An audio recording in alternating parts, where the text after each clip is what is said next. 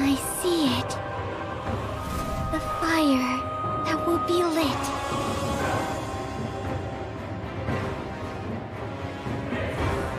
Finally, it's time to enjoy the fight.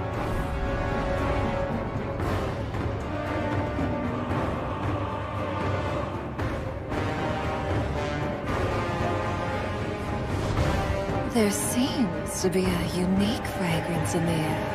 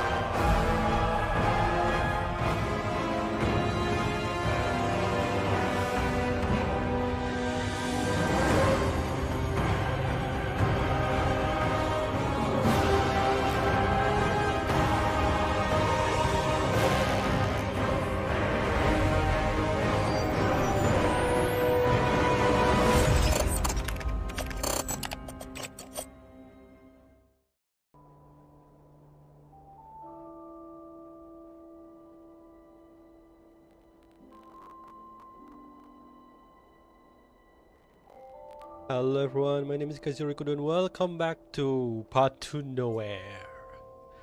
Yeah, hi Doral and Julian, welcome.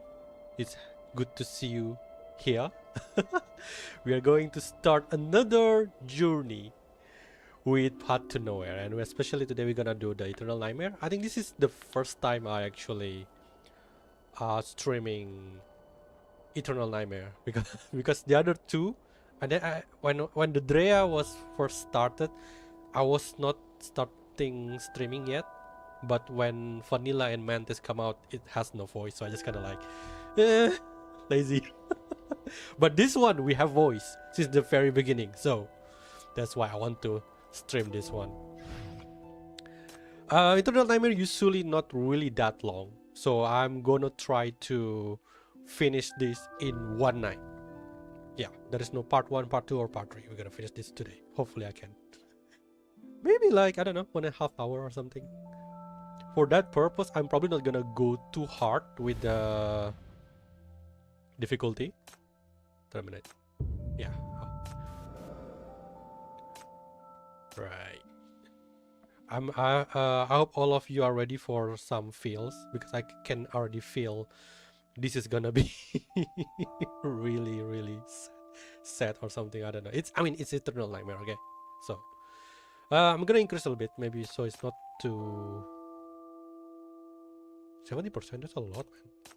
I'm just gonna put level 1. Oh, I'm gonna let them to get an attack, but I'm not gonna let them. You know what? Level 1 is fine. We get silver defense and magic. After battle begin, all allies generate professional damage. No. High take. You know what? Because I don't want to somehow stuck during the event, so I'm just gonna put it the easiest difficulty, because I also want to use the new character. What the hell is this? Oh, I can choose. I forgot. Because I want to use the new character, Hestia and Jane, but because I'm not too familiar with their skill yet, so I might mess up. So it's gonna be like really lame if I'm stuck in the in the event and I have to repeat the whole thing. So yeah, take out Shalom and just bring Jane. They don't really have synergy, to be honest. Like Hestia is more of burn team. I think she's maybe at the most decent outside burn team, but again, since I'm playing easy difficulty, so I don't think we should care too much about it. What is her skill? For each sun relic owned, gain a 5% magic damage boost. This one? Oh, this one is Jane. What about Hestia? What is her skill?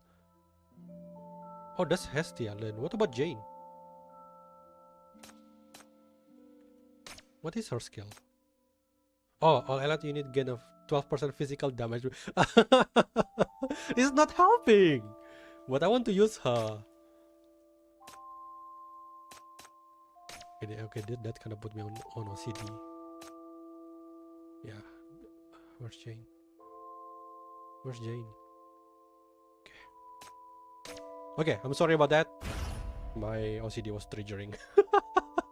Okay, let's go. So Hestia needs sun. First let me kill all again. One damage bull. I'm just gonna use Emperor then. I don't think I'm setting up the buff also, so yeah. Let's do this. I don't think no, that's not the story yet. Hey, what is this? I think we can bring something. I have some. Okay. You know what? I'm just gonna buy things inside. Maybe we need some print also. A tank will be nice since both are range, so blocking the enemy is really fine. Oh, what we're lacking right now is probably the core breaker. Alright, here we go. Just let me know if you can't hear the music or the game voice. Warning, monitoring station 1 of the broken front line has been attacked. I repeat, monitoring station of the broken front line has been attacked. Immediately.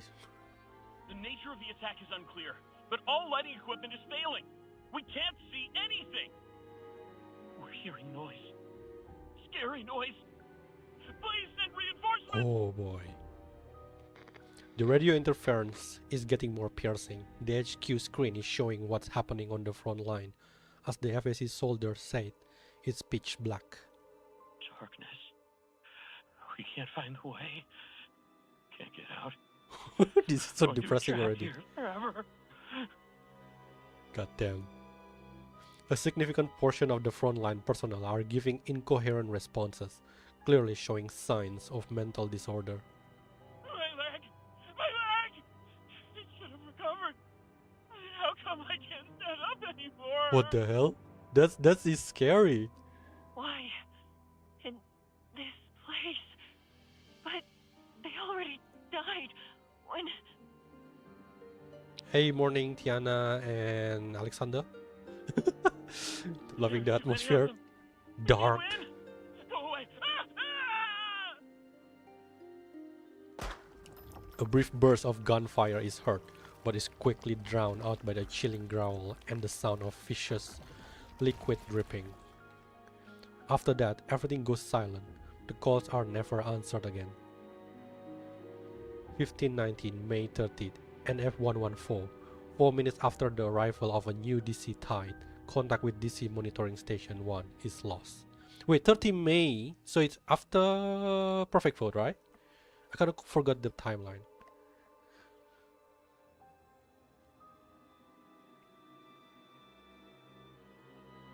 I need more intel.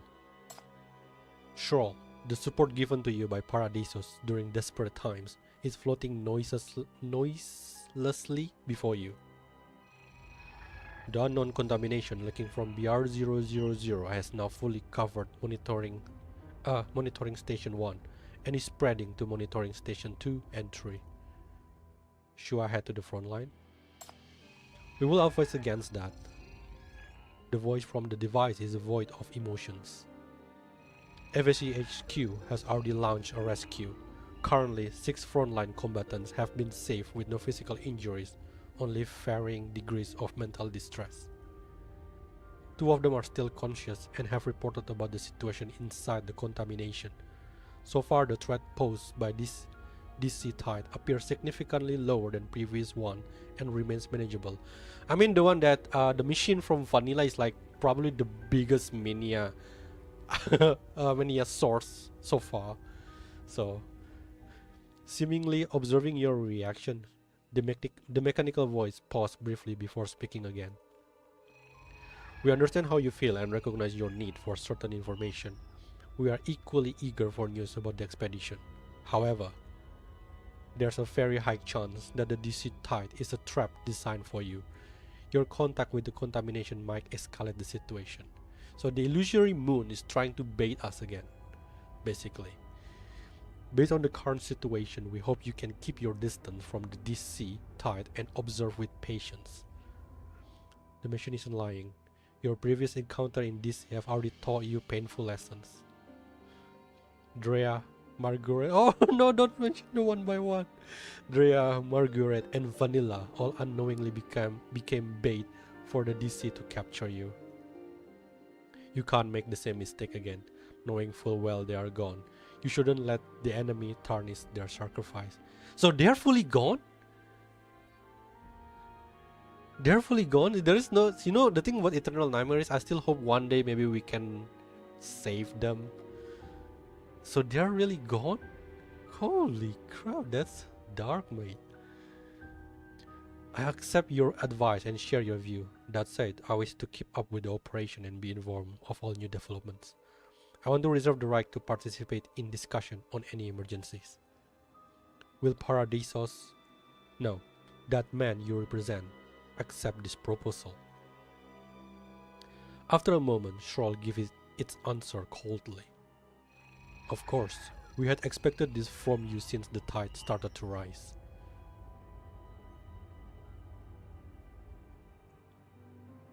I feel like Margaret is actually the one that is the she literally turned into insect. Yeah, the one that I thought still alive was Vanilla, because I thought she just stuck in the eternity, not necessarily die, but apparently she also gone. You've been closely monitoring the frontline situation for over 10 hours. Overall, things are looking optimistic.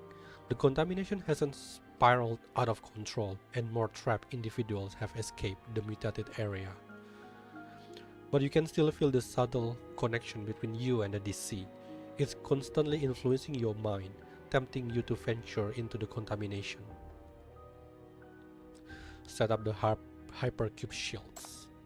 You set up several hypercube shields in your bedroom. 11 hours have passed since the DC tide outbreak. You close your eyes. I thought it was 11. I thought 11 is in the bedroom? What?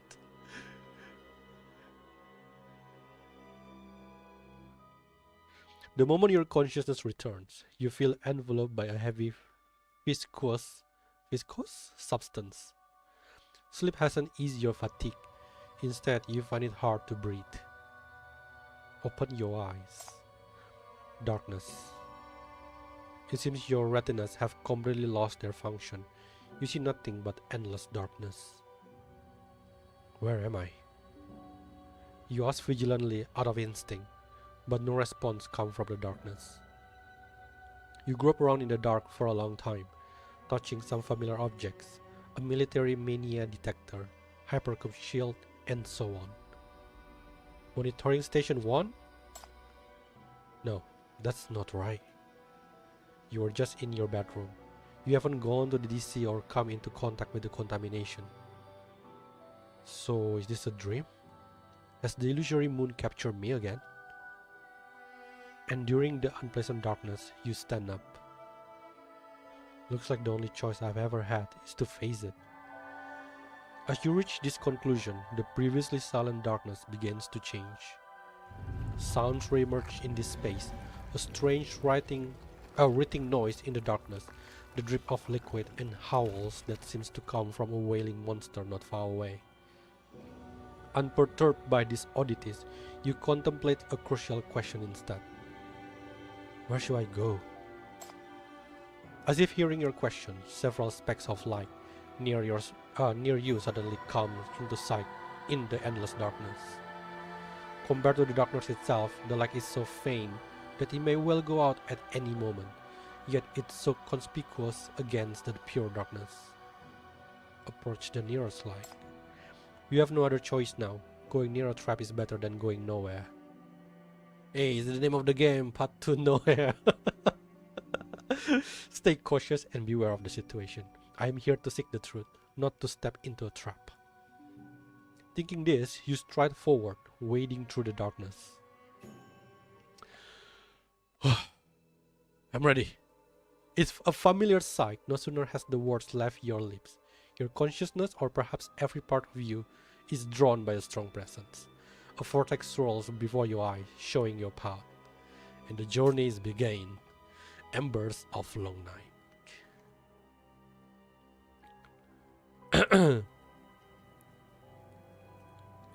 On your way to your goal, an unusual noise draws your attention.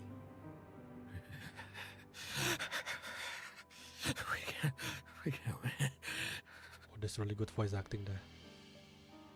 It's not a noise from a monster, but a human mutters and pants.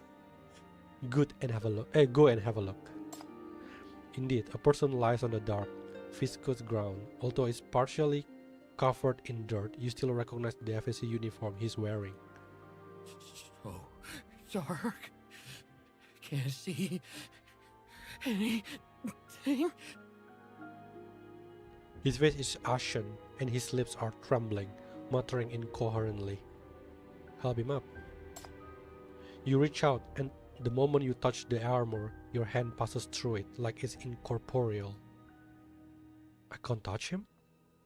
Is it because the DC has only captured my mind? As you look for an explanation for this strange phenomenon, the FSU member on the ground suddenly props himself up and stands with difficulty. A small flame emerges out of nowhere, fluttering in front of him as if leading him away. Can't see. Can't go back. Damn, this might be really scary. Keep moving forward. Trapped in the darkness, can't see anything, can't hear anything, it's all just silence. You glance at the direction where the flame appeared and continue on. We're in the forest. You walk through the darkness for a long time. The spark illuminates the fake outline of a camp, which resembles an abandoned campsite rather than an FFC structure. Is someone there? Oh, don't tell me this is 036. Oh, shit. I thought it was. A figure approaches with a limp. It's a tall warrior in standard FAC armor. I'm the captain of Squad G83. Did you follow this flame here too? Is he talking to me? I got separated from my squad and sustained some light injury. But luckily I found this camp. There are medical supplies here. I'm looking for a splint. Hold on for a second. We'll retreat together. The captain has a deep voice, but his breathing is shallow. He speaks as he comes closer to you, making out your face with the flame. You're the MBCC's chief. Why are you here? Have they sent reinforcements?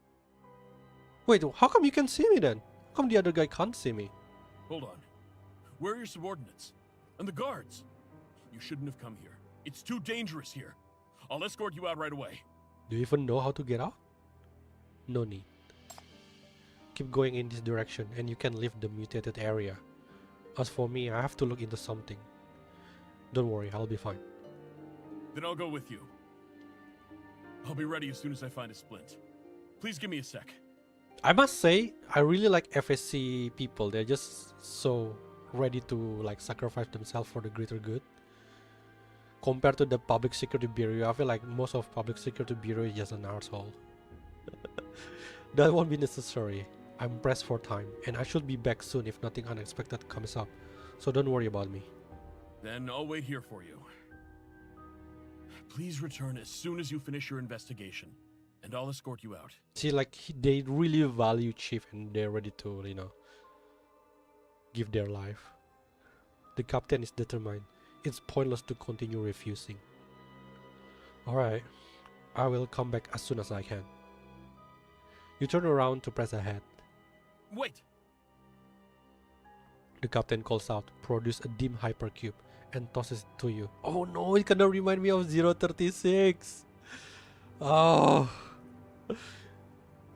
Public security is like that one police who just like run. I know, right? I don't know what your mission is or why it's worth risking your safety, but take care. And good luck. What about you? Don't you need the hypercube, mate? You step into yet another dark swamp and see an increasingly bright light ahead, possibly the source of those strange flames. Without hesitation, you continue forward. After a few steps, a sense of intense, reality-distorting danger suddenly washes over you. You are being watched. Look around. Darkness obscures your vision, making it impossible to pinpoint anything's location. But you can hear eerie growls and smell a strong stench. After a few seconds of standstill, the thing moves. It strikes from behind, piercing your body so fast that you cannot resist. Whoa! You turn your head, and the last thing you see are two blood-red eyes. What? You jerk awake from the nightmare and hear Stroll's toneless voice. We detected your psyche nearing the danger threshold and initiated the emergency revival protocol. Emergency revival protocol? I was captured by the DC in my dream. You waste no time and immediately explain the situation to Stroll. I see. It seems we have underestimated the danger of this phenomenon. I have reported the situation. Paradisos will adjust the response strategy accordingly. In the meantime, please enhance your protection and keep your mind as stable as possible. I think we can zoom out, right? Okay, cool. Immediately battle boss on the second one. What the hell? Dual blanket for no loss of sun. Okay, go into battle.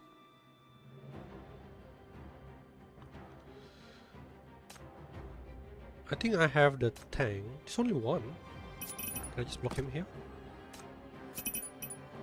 There is nothing to fear. Only one? Oh, is it the one that... I'm here to show you the way. If that's the case, I know what, I'm gonna use Hestia.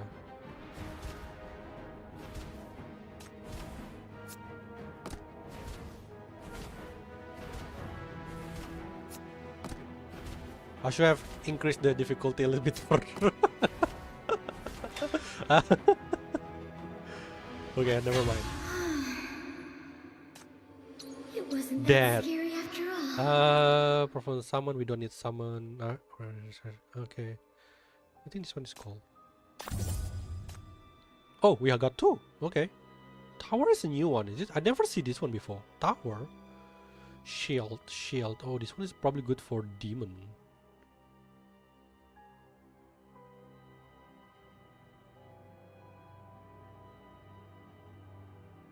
Okay, I don't think I can refresh this. You know what? Okay. It's pretty easy anyway, so I don't think I need to think too much about it. A rune is a special type of grid that greatly aids your exploration and battle. Please choose carefully. What is this? This is new. After the battle starts, if no allied unit are present in that grid, a darkness peeper will... Oh, is this like summon? Will be summoned to the grid. Shadow max HP 12,000. Can block one enemy. Can use ultimate. Can only be once per battle. Can use ultimate. Can grant an attack shield to an allied. Grant an attack time 5% shield to an allied. Apply a burn mark to surrounding enemy. Oh, this one is call for Hestia. Should we go here? I don't have anything. Okay, cool. During the battle, enemy broken core stat is standby 2. Oh, really? Upon opening this relic, randomly one of the following is Andrea, Levi, Sumire, and... Oh, it's life loss! But I'm not focusing on life loss. I want to do burn team, so... Can I use her now? Let me be clear. If you insist on putting me on the battlefield, I can't be held responsible if anything goes haywire.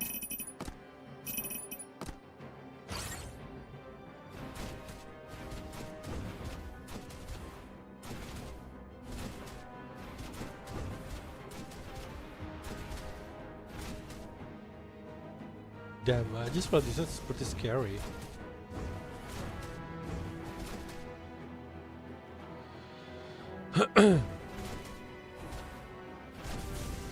Whoa, that grenade launcher that I love it from Jane. It wasn't that scary after all. Can especially burn robot type. Can block one enemy.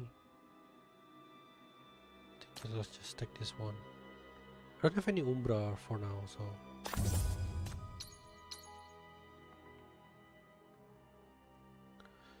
Wait, sorry, I just got it. Okay, let me read the chat for a while.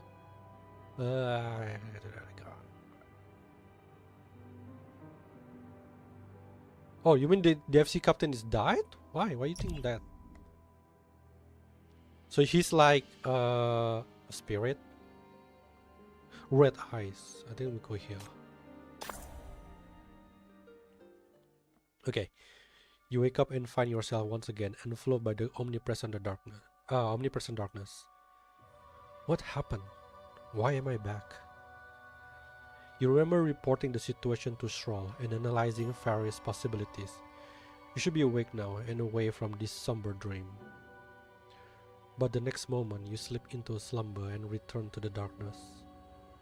Is something wrong with my memory? Could it be I have never woken up? As your mind clears up gradually, you quickly dismiss the thought. This is the dreamscape twisted by the phenomenon. Reality is on the other side. I see, so I will always end up back here. It's only a matter of time before Shoal notices the issue and wakes you up. You can choose to wait right here, or the nearby sounds become increasingly rich, crying that feels too close to your ear. Dreadful monster growls. More sounds pour into your eyes. Oh, into your ears. I'm so sorry. Crisp ringing of metal bells, unintelligible murmurs, human sobs. Crossing through the darkness, you gradually make out the dim flame in the distance. Despite its dimness, it's bright enough to illuminate this unnatural darkness, and the pitch-black terror accentuates its warmth and stability, evoking an irresistible longing, especially for you. Oh. Keep your distance and observe with patience. There's no way you're gonna do that, right? Save your reminder. I know how to handle it. I know it. Jimmy just gonna keep rebelling from the shore. But there's something I must do. Yeah. As you find your resolve, something turns its gaze upon you in the darkness. The shackles red like flickers, readying you for battle. What is fortuity?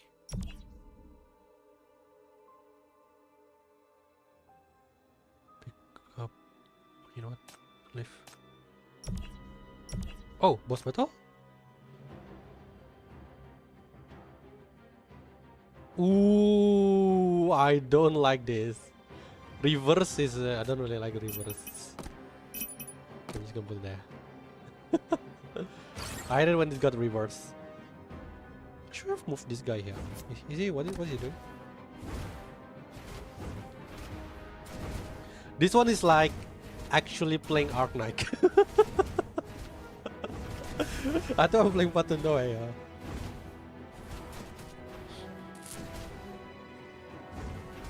Is this how I feel? Is it how it feels to play Arc Knight? Where we can just put the character. Yeah, Burn will be good here. Oh yeah, because yeah, she's infinitely gonna kill the thing, right? Okay, I want to try to do that. Oh, it's the last one? This is the guidance of the flames. Oh, you know what? I need to keep them like alive for a bit. It's really hard to use actually. Oh, oh my god. Jane, stop doing that.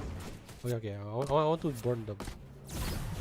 This is the guidance of the flames. I just wondering, the damage of the burn is kind of low, don't you think? It wasn't that scary after all. Let's just use this. Resource. I want resource. Time a key. What is this? Immediately die upon entering battle or let summon creature gain. I'm not gonna do that. Gain physical damage boost, no longer restore energy over time, but gains skill. I think this one is the most useful. Give it to Jane.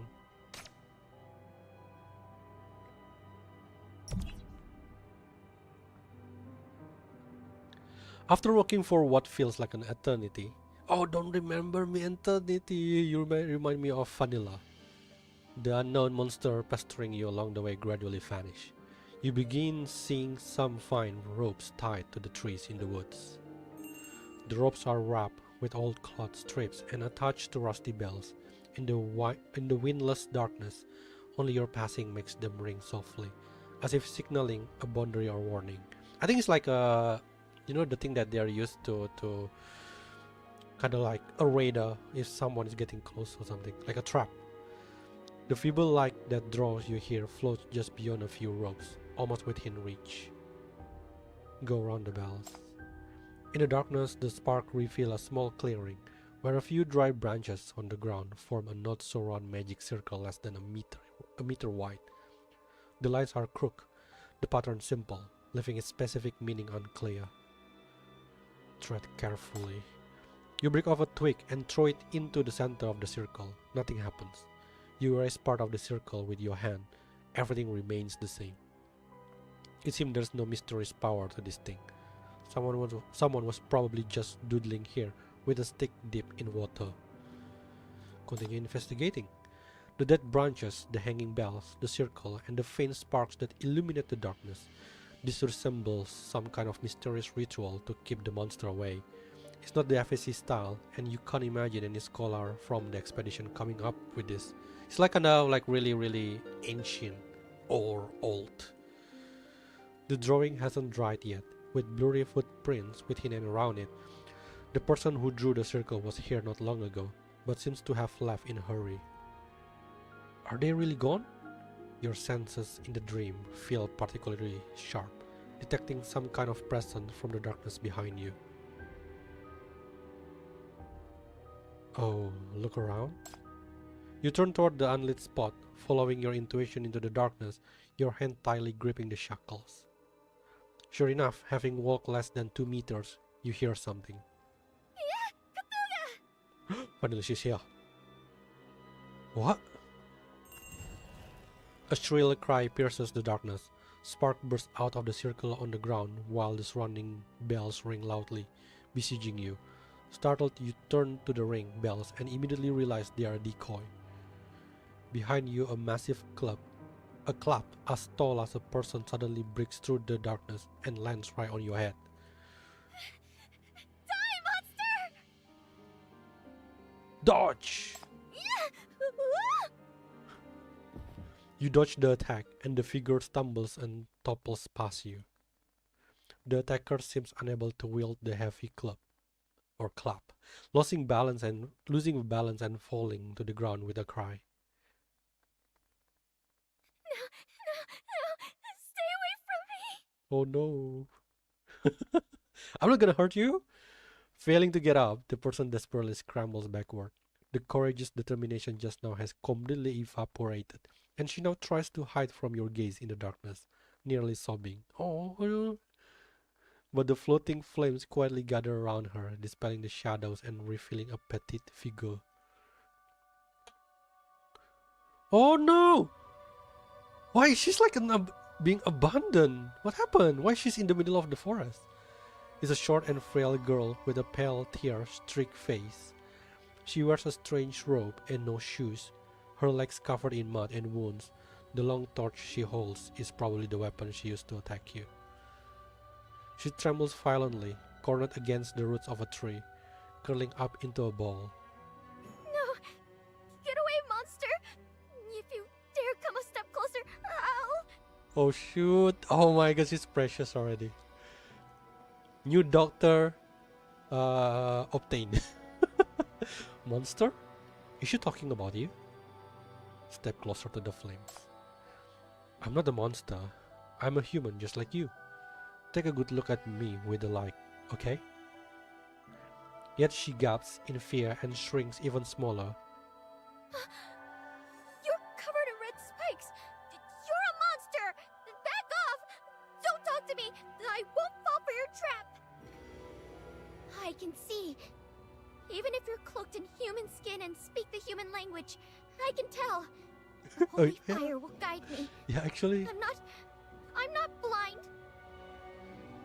Yeah, actually she kinda remind me of... Yeah, she's similar to Hela, except she's more...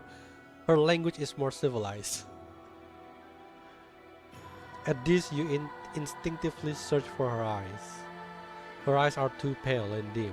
Although her gaze occasionally falls on you, it just seems unfocused. She's waving the torch frantically to keep you away, seemingly without any idea where you really are, as if she can't see you. But am I John Cena already? What the hell? Why you can't see me? Is she blind? Or visually? You just not just ask that. Is she blind or visually impaired? It appears she can only roughly discern your location by sound. Oh, is she actually blind? Is that why her eyes is white? The holy fire will purify you, and the pyromater will punish you. I'm not afraid of you. I have people coming to help me. Yo, if she actually blind, that is even make it. Oh, we must protect this girl. They're all elite scientists who know how best to deal with you. They'll be here soon. I'm their important guide. If anything happens to me, you're done for. We clear? So go away and grovel back to your own god. Stop bothering me. Back off! Her voice very cute though. You raise your hand to catch the torch swung at you, effortlessly removing it from her hands. Shocked, the girl tries to get up but collapses heavily to the ground. No, I don't want to die here. No one gonna hurt you. Captain! Helen! Where are you? Help me! Who's Helen? You stop approaching but instead step back a little and begin softly. I won't come any closer without your permission. I just want to talk to you. Go away! You hold back the shackles and squat down to meet her eyes. Are the red spikes still there? Still wary, she doesn't answer, but there's a hint of consideration in her expressions, as if she's trying hard to tell. Where did you hide those spikes of light? Are you a shapeshifter? No, that is Suspect R. It's not me. This is how I've always looked. Those spikes are just a weapon I use for self-defense. Just like you need the torch. And it's something to protect myself too. But we are not enemies. I'm not going to hurt you, so I've put it away. If you promise not to hit me with the torch again, I will give you back your weapon so you can feel safe. Okay? You say as you squat down and offer her the torch. The girl doesn't take it, her pale eyes warily staring in your direction. Just now you said you have companions? Where are they? Did you get separated from them? Like I'll tell you. Actually, that's smart. I'm also looking for some friends. A team of scholars. She sits up abruptly. It consists of a calm, knowledgeable girl who loves stargazing, a girl who loves to laugh and knows a lot about biology, and a mechanic who doesn't talk much but is in fact very kind.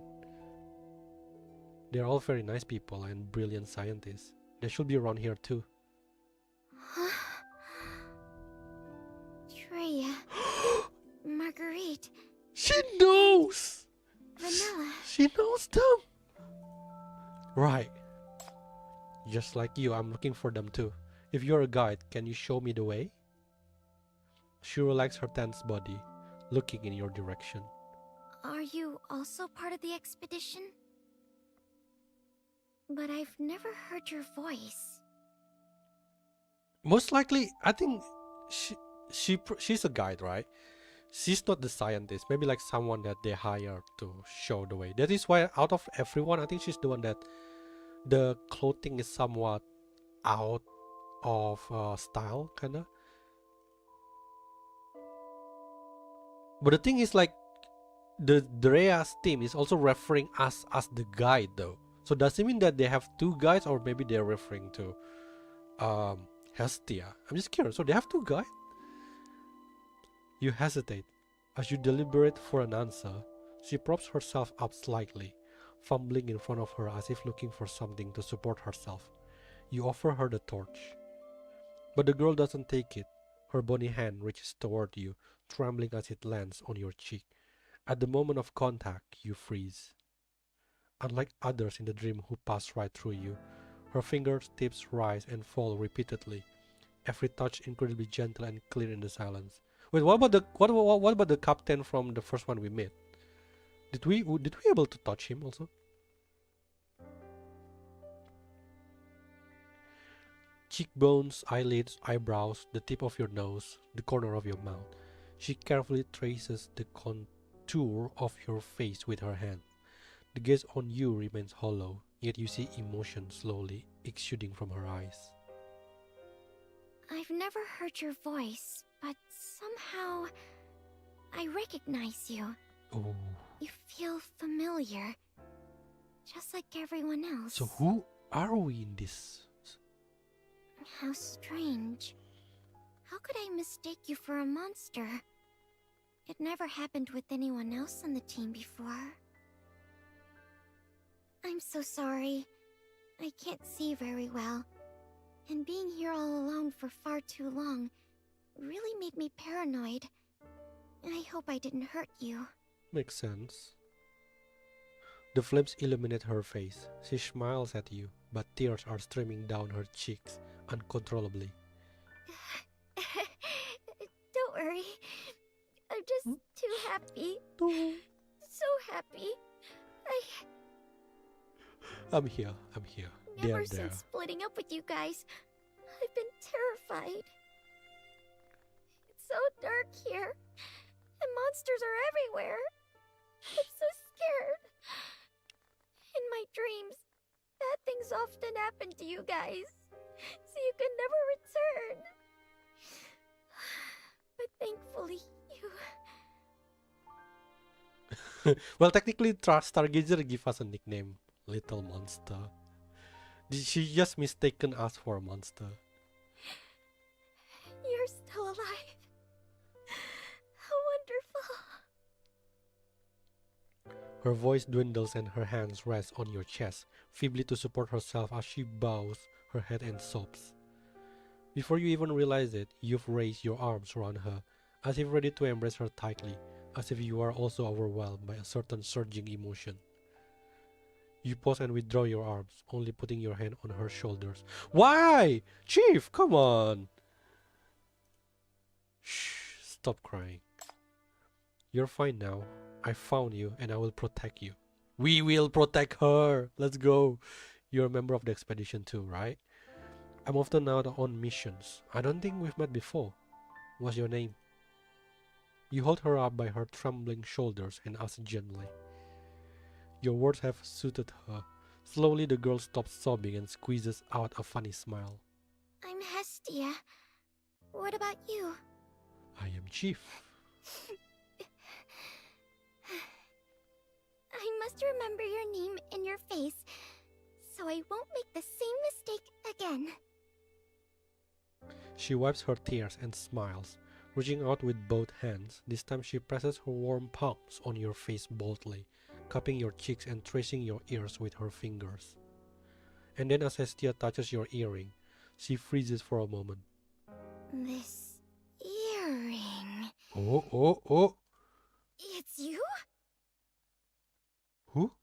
Her smile vanishes, her face flushes and her eyes widen.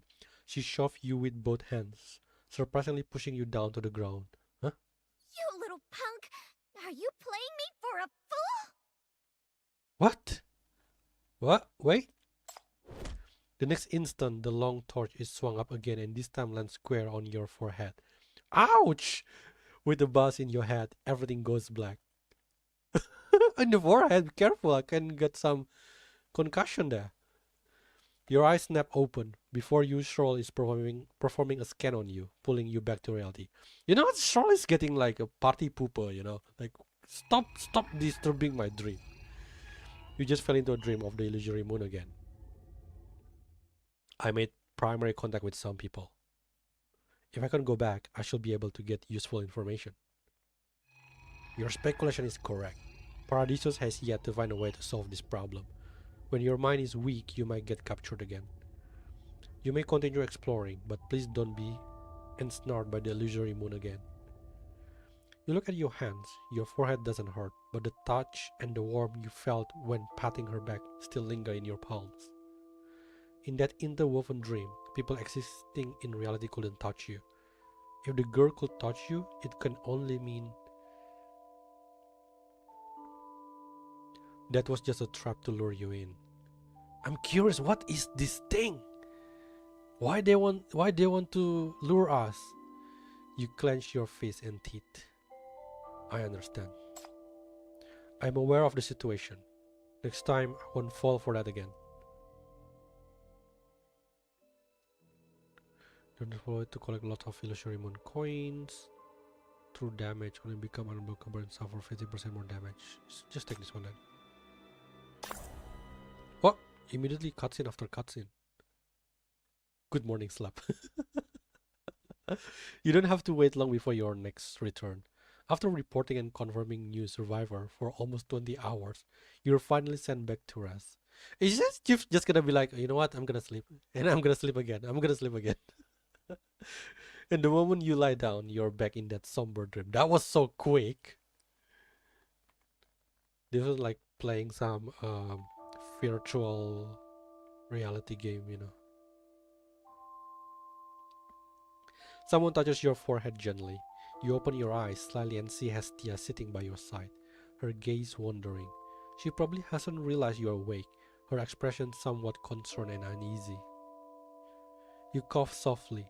She immediately withdraws her hand and puts on an annoyed expression. What? Is she like a tsundere? Why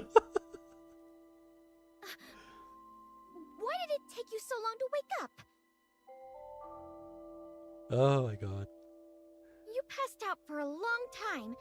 I tried and couldn't wake you up. You freaked me out. You knocked me out. Nonsense. Huh? How could I knock you out with your thick skin? What kind of answer? Is she blushing? I just realized she's blushing. Besides, you tricked me first. You changed your voice and pretended to be an adult. Think you could fool me just like that because I can't see? Nasty little punk. I'll tell the captain about this when we get back. What? Wait, what? Why have we become small? Fine. Wait, this is a small Wait, we are actually a child? Wait, we are a small child. So okay, so that's why everyone been calling us a child. Whoa. Your voice hasn't changed, nor has your appearance. But in your eyes, you've obviously become the child god once again. Oh, we finally reveal it. No matter who you meet, you are always playing the same role of a person you don't know. But we don't know, but he actually looks like us. What does that mean? The earring's the same, is it? Yeah? It doesn't matter anymore. Knowing this is an encounter under the illusory moon, you want to be led by the nose again. You stand up and look around. Do you know how to get back to the expedition? What get back? Just wait here. Now suddenly she's like the big sister. Hearing your voice from above, she seems a bit irritated and stands up too. Listen, little punk. I know we barely talked before, but now that we decided to stick together, let's get a few things straight. Why she hates me so much? I'm Hestia, the priestess of Storetown, Oh, look at that! Oracle of the Pyromater, and the Prophet of Nightfall.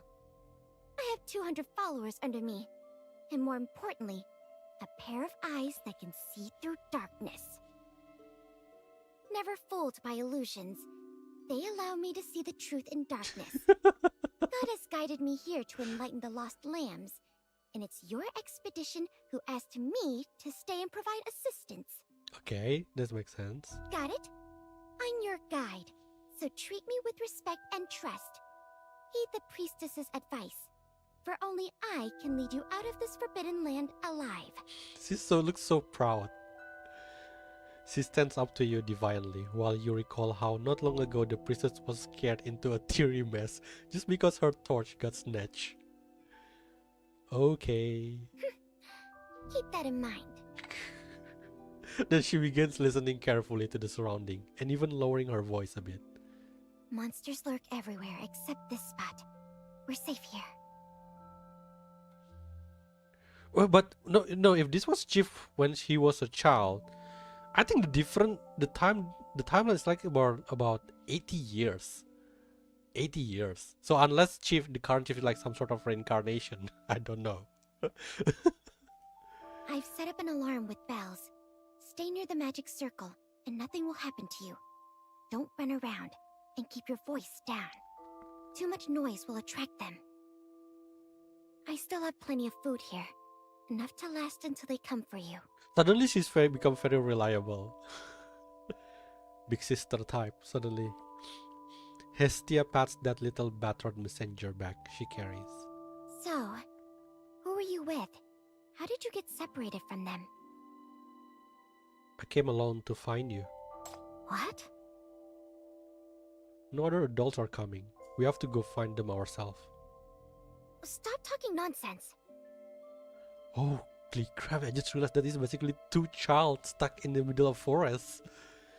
Conscious of her raised voice, Hestia pats her chest and speaks more softly. Even adults may not be able to take down the monsters around here. What can two kids do? We'll be eaten alive the moment we step out. Aren't you a powerful priestess? Use your magic circle to get rid of the monster. Oh no. The priestess is not adept at combat. I can only guide the way, leading you away from danger. This forbidden land is governed by the most atrocious deity. Those who do not heed the oracle will surely be... But you can shoot fireball. Do the scholars believe what you say? Interrupted by you, Hestia paused, flushing instantly. What? Don't they also call you guide? You're even younger than me, yet you always lead everyone around with your gibberish. If they can believe you, why can't they believe me too? It's actually a good question. Why all of these scholars choose a child to become a guide? Like, what is our qualification in such a young age? The Pyromater sect of Storetown is well known in the deserts. I have followers everywhere. Do you think you can convince every one of them I'm a liar? She says and knocks her torch against the ground, mastering a semblance of fragile authority. I have already informed the captain of the situation. The priestess has accompanied you guys on your journey for too long. I must rest. That's why I stayed behind to wait for the expedition's return. That's not very wise. Okay. Such a safe hideout is hard to come by around here, so don't wander off. Stay here and wait for the adults to get us. I am an adult. I'd rather it be anyone else but this little punk. What a nuisance. She obviously doesn't like you too much, but it doesn't matter. You are more than happy to keep a distance. Since it's safe here, you should stay. Huh? I can protect myself. That red light you were so afraid of is my weapon. It's got me covered. I came all the way here with his help. I will have no problem carrying on. Since I'm a guy too, I should find my own way out. Hey, you! Wait! She stops you with her torch hastily, but you stride right over it. Wait a second! Her panic call stirs an eerie echo in the darkness. Shuddering, the girl stands up and bumps into your back, grabbing onto your clothes. I'll go with you. You're too reckless. I must keep an eye on you so you don't die and make everyone sad. You're scared, aren't you?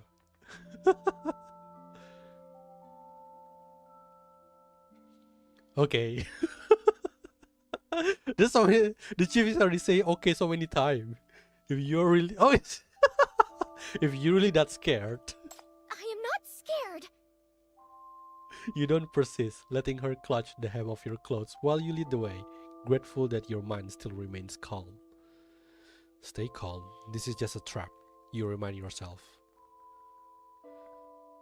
We're going to Nightmare Shop. Go left, right? Go left. Go right. Leave. I don't know what I do. Let's see if I can buy something. Don't have that much money. I need breaker.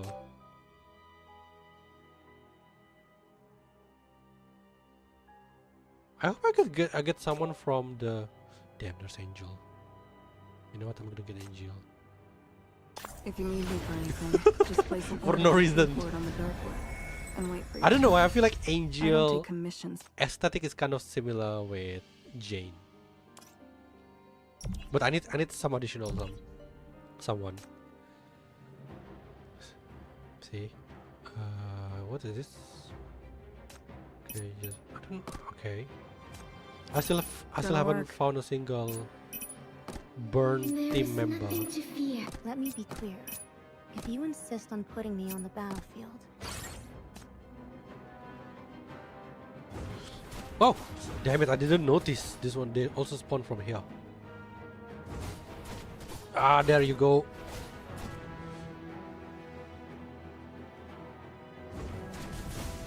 Oh, they died quickly anyway, so... Angel, no! I'll take this life. Don't let it pass you.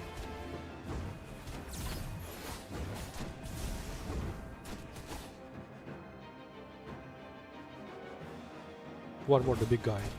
I'll take this life. so weak. Only a few shots and it's over and done with. Emperor, tower, this one is tower shield. This one is crit, isn't it? Oh, attack speed boost. What is this?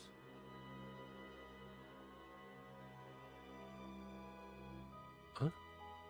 The just I don't know what is execution. Deal an additional 1,500 physical damage. Wow. Wow, that's pretty good. Attack speed boost was removed from taking damage from my enemy. I'm gonna take this one. Is it just me or like the distance of the oh, never mind. I was going to say that the exploring is kind of short. Did I just lose 50 sun?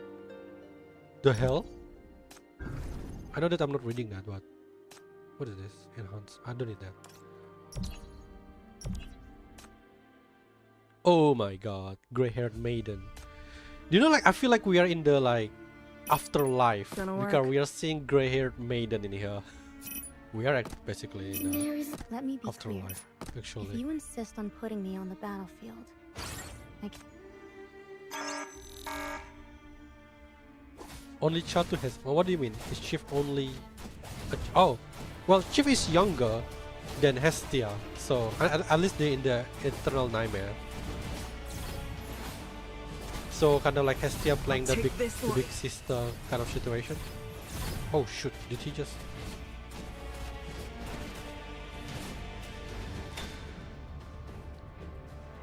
Order completed.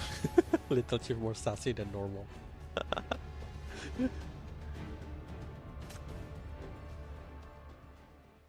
Directly kills enemy whose HP is below 20%. Whoa. One move limit recovered by every 5 seconds. Dark Sound consumption is reduced by 1 in addition to 3 execution. I'm just gonna take this one.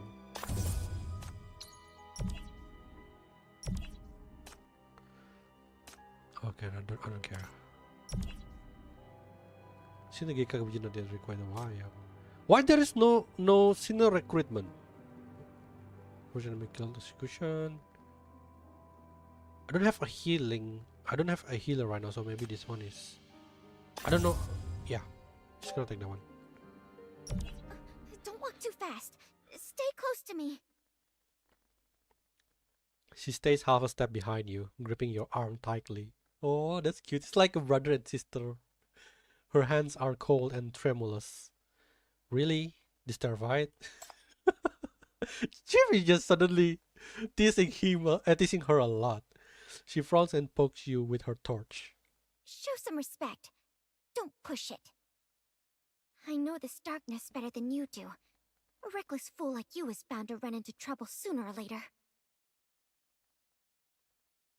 Just don't beg me to save you when a monster jumps out of the darkness and drags you away. Oh, you mean like no? Everyone in the what do you call it? In the expedition group is seeing us as a child. Everyone.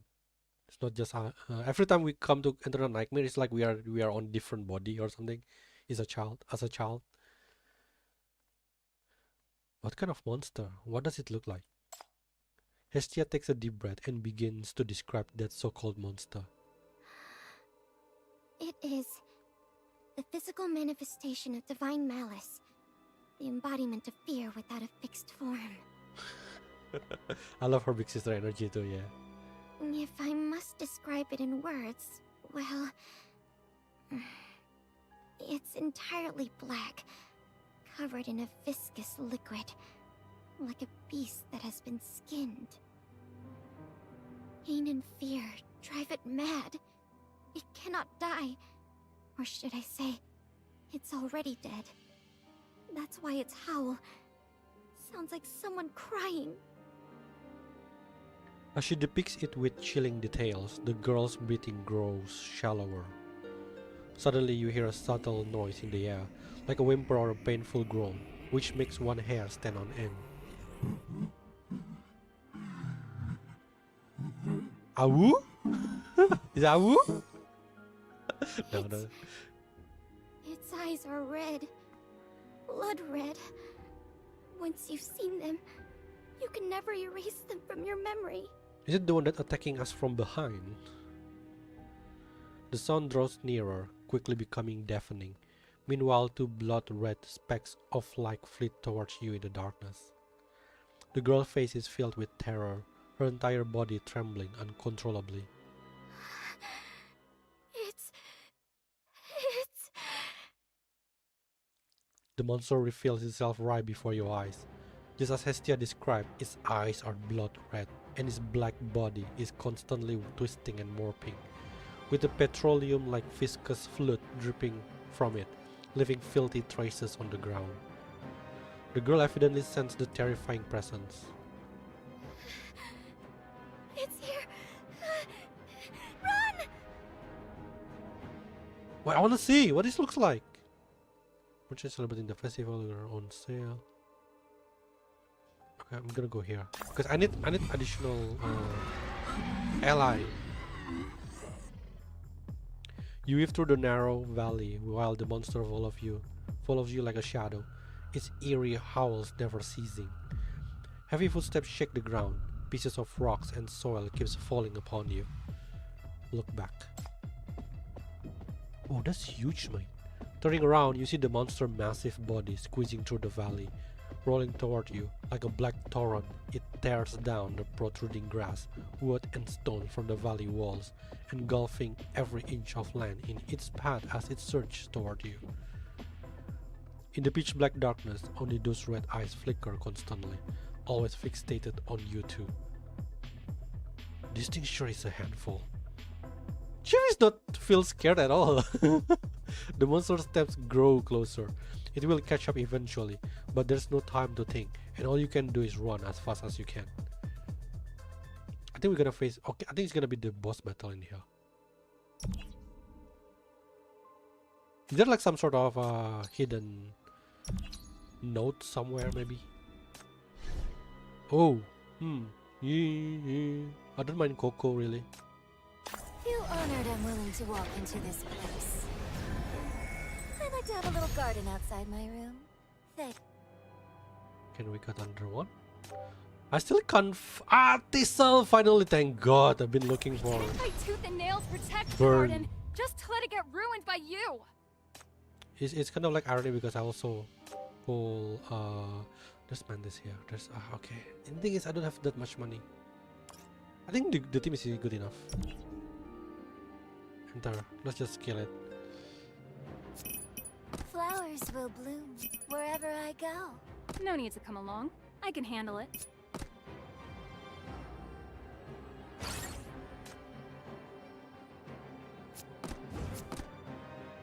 There's only one side, one way to get us. Just let Coco kill it, I guess.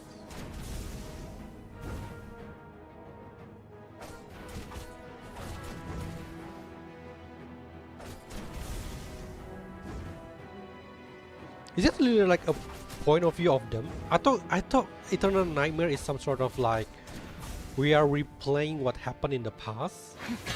So weak. Only a few shots. I haven't got and it's over Yan and right. done I haven't met her.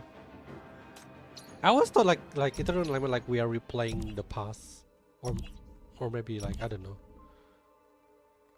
Tell the truth, battle. Go to battle. Defeat the Legion what? Only can use one? But there's so many.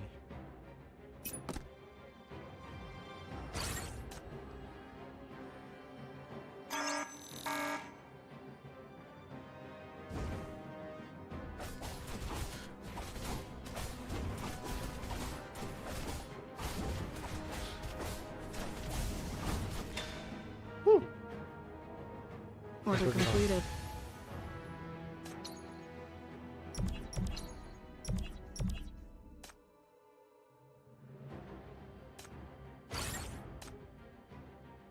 Just let's block him right now. Can I do it here? Bloom here, till the day you wither. What is this?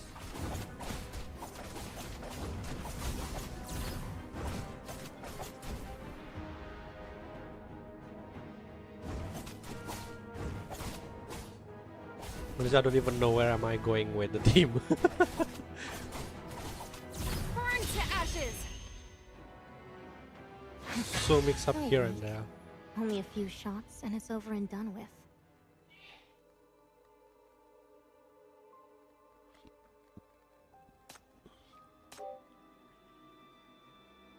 The first 3 here.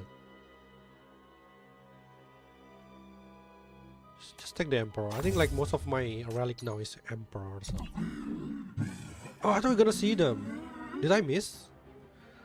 The monster squeezes its massive body through the narrow valley, its black claws almost reaching you. The quaking of the ground significantly slows you down. It's only a matter of time before you get caught. What's Troll doing? Why hasn't it woken me up yet?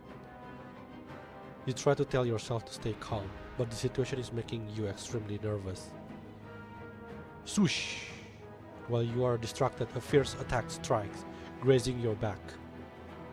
You feel something being drawn out from your back. Intense burning pain follows, also making you scream. Strike back. No! The shackles red like flickers, instantly forming spikes that fly toward the monster behind you. But the attack that would have killed most corruptors simply sinks into the monster body suddenly like a rock dropping into the ocean. Huh? Does it mean that we cannot touch? The monster lets out a mocking scream, its huge red pupils staring straight at you, the rotten stench of decay assaulting your face. The pain in your back becomes increasingly unignorable, burrowing deep into your body together with fear, blurring your vision. In a daze, you see several hands clinging to your body. Drea, I can't die here. I haven't reached the truth yet. Guide me, show me the way. Take me where the moon rises, beside the abyss, to see the perishing star that fell. No! My companions, our companions. I can't leave them behind. Let go of me. I must go back. I can't lose anyone else. Oh, did he try to provoke Chief? I'll just stay here. I'm already used to it. I will accept any outcome. But you. Why did you come? You know it's a trap. You know you can't change anything. And the meeting alone causes you unbearable pain. Ah, shut up! Stop bewitching me! Shadows of the departed surround you, and no non-human arms climb onto your body, entangling your limbs. Their gruesome corpses force you to face the past while fear consumes your body and consciousness miraculously. You try to escape, but the illusion morphs into a faceless girl with a torch, whispering indistinctly, grabbing and pulling at you. Huh? So she's also gone. Back off! Fear takes over all thought. You want to retreat, afraid to see another dead face, but that person doesn't let go. She lunges at you again, this time raising her weapon high, smashing it at you. Wake up! A burst of sparks. It stings your eyes, changing the scene in your vision abruptly. Before you, an ashen-faced Hestia raised her torch and smashed it down behind you repeatedly. Each hit eliciting a scream. Startled awake, you realize you are entangled in the monster tentacles. Let go! Let go! Let go of him! Oh no, she's fighting. Her tearful attacks lack strength, but the monster seems to suddenly weaken, howling as it releases the tentacles binding you. Dodging the sparks, it quickly retreats into the darkness, the massive impact shaking the ground. Before you register what you see, she drags you up from the muddy ground. What are you waiting for? Run! Wait, how can she weaken the monster? Our shackle doesn't even work on the monster.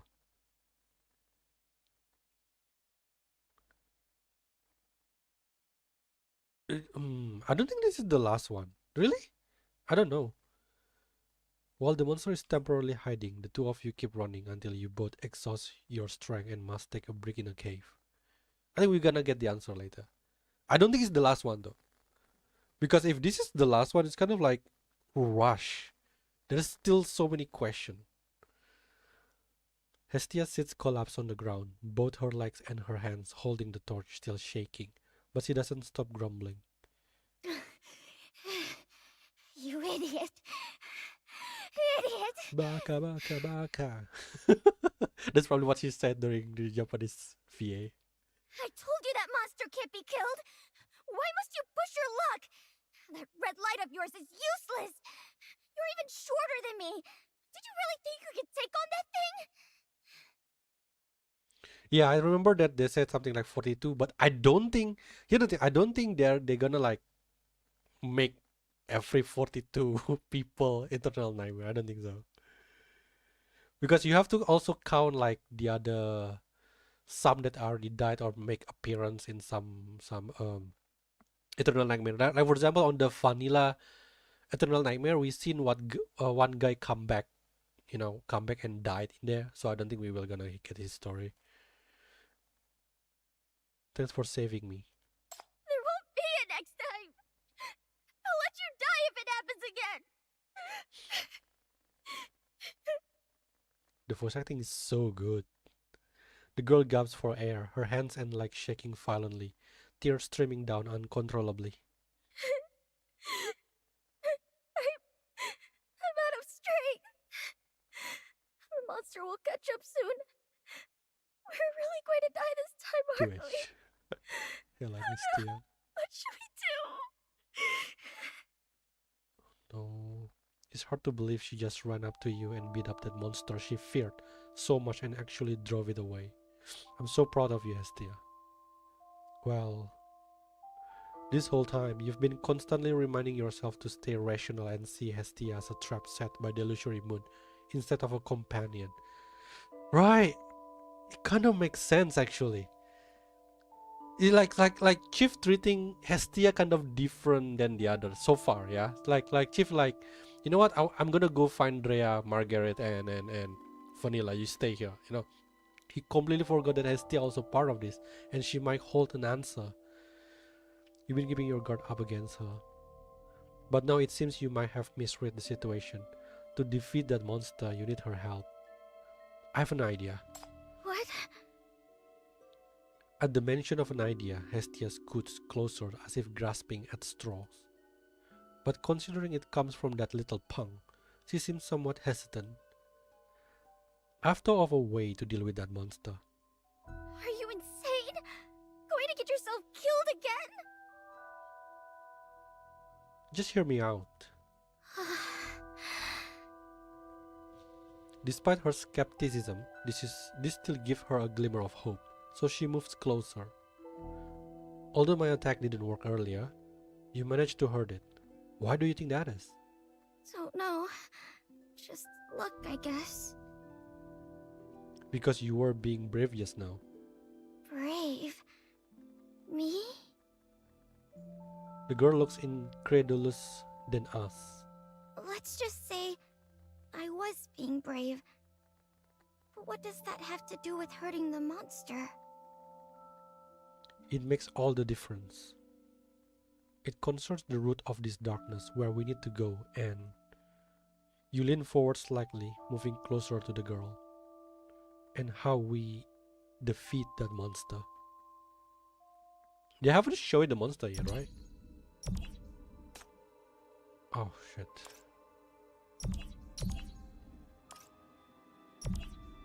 Boom. As the detonator blows the supporting branches apart, the ground collapses, instantly revealing a hollow.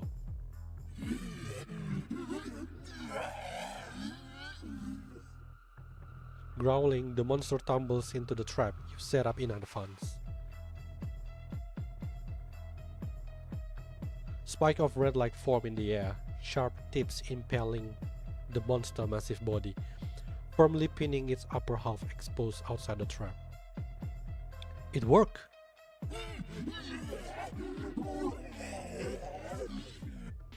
The monster's black body struggles violently, trying to break free from its restraint and crawl out of the trap. The ground shakes intensely, and the painful growl almost pierces your eardrums. Hestia! The girl peeks out from a cave nervously, her body supported by the long torch. What should I do? The monster struggle drains you significantly, but you still turn your head. Remember what we talked about? What we agreed upon? What we talked about. Don't tell me you forgot. This is crucial. Margaret once told me that the emotion of nearby humans could influence creatures in the deep sea, causing them to change. If you fear it and believe it is immortal, it will become especially powerful and truly unbeatable. On the contrary, if you face it bravely, it will become nothing more than an ordinary monster, many of which our expedition has defeated before. Red eyes, black body, inconsistent form, covered in thick, sticky liquid. Look, it might just be a monster you've imagined, materialized by the deceit to incite fear in you and make you believe you can never win. Wait, this situation is similar with Night of Wonders, because that's essentially what happened, right? They're imagining things and the fear become reality. And do you remember, like in the Night of Wonders, EMP creating the biggest monster? Yeah, so the situation is kind of the same. What should I do? It's simple. Vanilla left me some equipment. We can use it to set up a trap. Also, Drea said that the red moon enhanced monster power. Now that the sky has turned cloudy, the clouds will soon shroud the moon and weaken the monster. When the time comes, I will restrain it with my red light. As for you, just hit it with your torch or a stone. Whatever you can manage, just do it. Above all, do not be afraid. Muster your courage and trust that we can defeat it.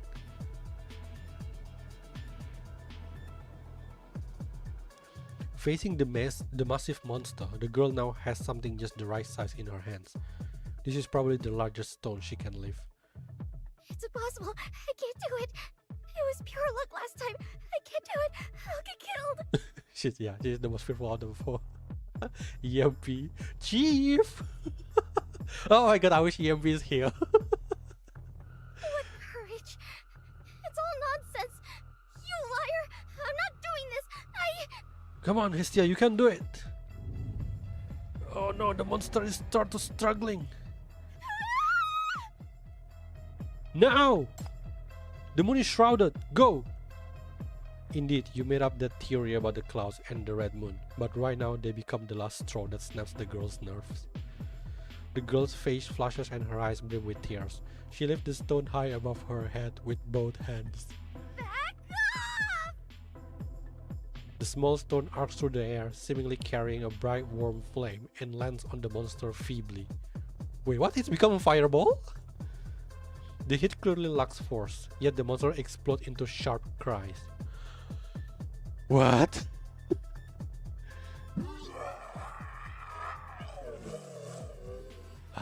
Could it be that? Okay, so this is just the monster that created by Hestia.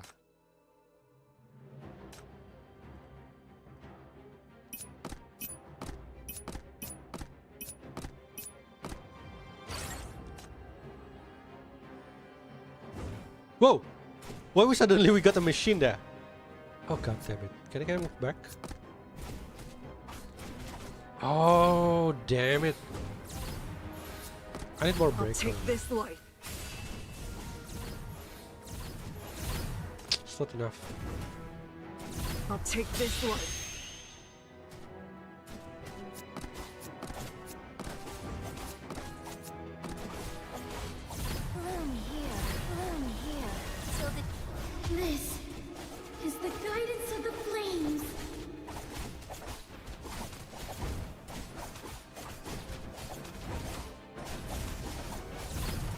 to ashes.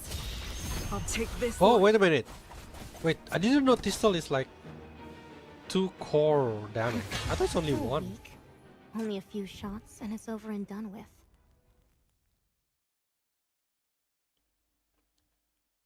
Yeah, it could be. Her desire to be brave. The flame kindles the liquid darkness and the fire rages on rapidly. The monster flips and turns in the fire, dwindling. Eventually, its massive body burns out completely and vanishes, leaving only a vain burn smell in the air.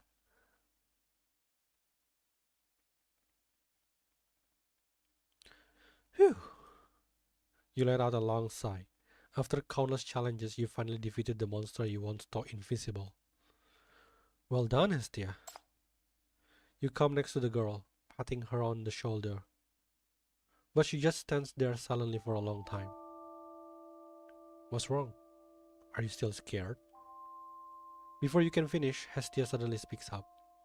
We won? Yeah, we won beautifully. If only you could see it. The monster turned into a big firework at the end. Whoosh! And it vanished in the fire. Has it really disappeared? Tears swirls in the girl's eyes. Her body is so weak she can barely stand. Even the torch she never parts with falls aside. Steady her. Why are you crying? We won. Is it tears of happiness? The moment you touch her, the girl dives into your arms and bursts into tears. No, I can't stand her listening to her crying. What kind of plan was that? I really thought I was going to die, idiot! You stupid, arrogant little pug! I'm never listening to you again! Her cotton-like punches bounce off you. You can no longer hold back your laugh. Don't laugh! We are still alive. 2 kids have beaten the big monster and uncovered the truth behind this darkness. We don't have to be afraid anymore. Let's go, Hestia. Back to the expedition. We will tell everyone that both of their little guys are super amazing. Everyone will be proud of you. Help Hestia up. Hestia grabs your hand and musters all her strength to get up, but her legs give out and she sits back down on the ground, her face turning beet red. My legs have given out. I can't walk. Piggybacking! Give her a piggyback. Hearing you laugh again, she starts poking you with her torch angrily. You laugh so hard you are bending over and letting her jab you repeatedly. Alright, my bad. Want me to carry you? Wait, the thing is, like, I feel like Chief is shorter than her in this. Like you can, you runt. I'm taller Oh, than it you. is! Oh. You laugh as you lift her up. Hestia wraps her arm around your neck, screaming in surprise and indignation by your ear. But her crackling little spark reveals her joy. Oh no, please make the CG art for that.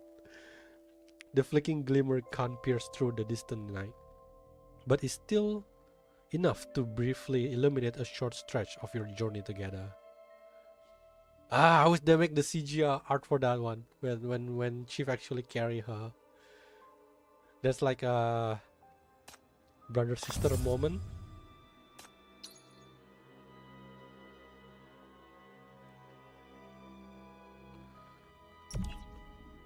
Let's go here, take the reward.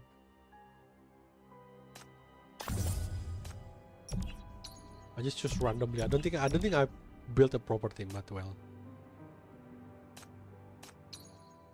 Let me feature. Carrying Hestia on your back, you tread through the darkness. The bells on her jingle, the sound much softer now. Under her guidance, you find a safe place to rest. The fire provides you with light, warmth, and protection. Since entering the mutated area, you've never felt so at ease. This looks like a firework, you know. This one, it's actually pretty. Hestia sits beside you. She may be tired or still nervous, as she places her torch beside her and is hugging her knees quietly. Still scared? Not anymore. We won. I just didn't expect that such a terrifying monster could be defeated by us two kids. I'd been so scared for so long, only for it to turn out this easy. You smile. After all, that monster was a projection of her fear. As long as she herself faced up to it, of course it was nothing more than a paper tiger. But you decide against giving her this lecture. Of course, you're the great priestess. Her face turns red again, poking in your direction with the tail end of her torch. Oh my god, this dynamic is so cute. Stop mocking me. I know you don't believe what I say. I'm expecting like she's gonna become a new daughter. Now I feel like brother and sister in a way. But her angry poke misses. You can't help but laugh out loud. Lol. The smile disappears from the girl's face. She withdraws her torch feebly, her voice becoming somewhat downcast. I guess you all know that I'm no priestess. What? Yeah? If the Pyromater's oracles were real, the world wouldn't have ended up like this. You watch her quietly. Under the firelight, the girl's eyes reflect a dim color, as if looking into a distant past. I've mentioned Store Town before, right? That place is sort of my hometown. It's a rundown small town in a desert. It's not far from here, and has suffered many disasters. Folks in that shabby place don't know much about the world. Even in that sorry state, all they knew was to beg for the Pyromater's mercy instead of getting out. In the end, only around 400 people survived with her blessings. Yeah, I was wondering too. Maybe it's like her power, the fire. Kind of, maybe? My whole family died too. I was the only one left. A frail, nearly blind kid who'd had no education whatsoever. I wasn't able to snatch even just a few bites of food. Nothing but death awaited me. But I didn't want to die. If those stupid fire believers could live, why should I have to die? So I told them that these eyes weren't blind, but meant to reflect the form of God.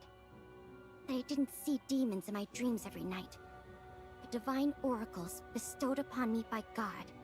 Oh. They actually bought that? Of course they did. I'm timid and sensitive enough to sense those things. These eyes can't see the normal world. The bad and ominous stuff, never miss it.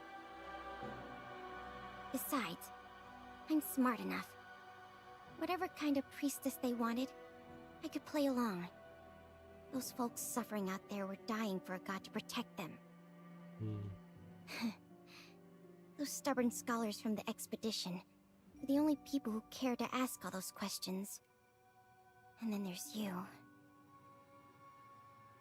Another poke from the torch, this time gentler, just enough to express her annoyance. It wasn't all lies, though. I did predict a few disasters and save Store Town from hell more than once. In return, I only asked for food and protection, plus a bit of respect. It's a fair trade, isn't it?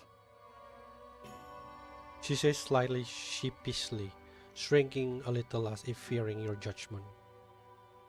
You've made the best out of your situation. Having to constantly must be exhausting. Life's tough out there. It's already an achievement for a kid at your age to survive. You're a kid too, only with better luck. Of course I know I'm awesome. I like it sometimes she's just so scared, but when we're calming down she's just so freaking full of confidence. But Or I self-praise. still ended up here at last. Why? Aren't you the revered priestess? Why would Store Town and your believer let you go? Let me go? They sent me here. She laughs, her voice becoming cold.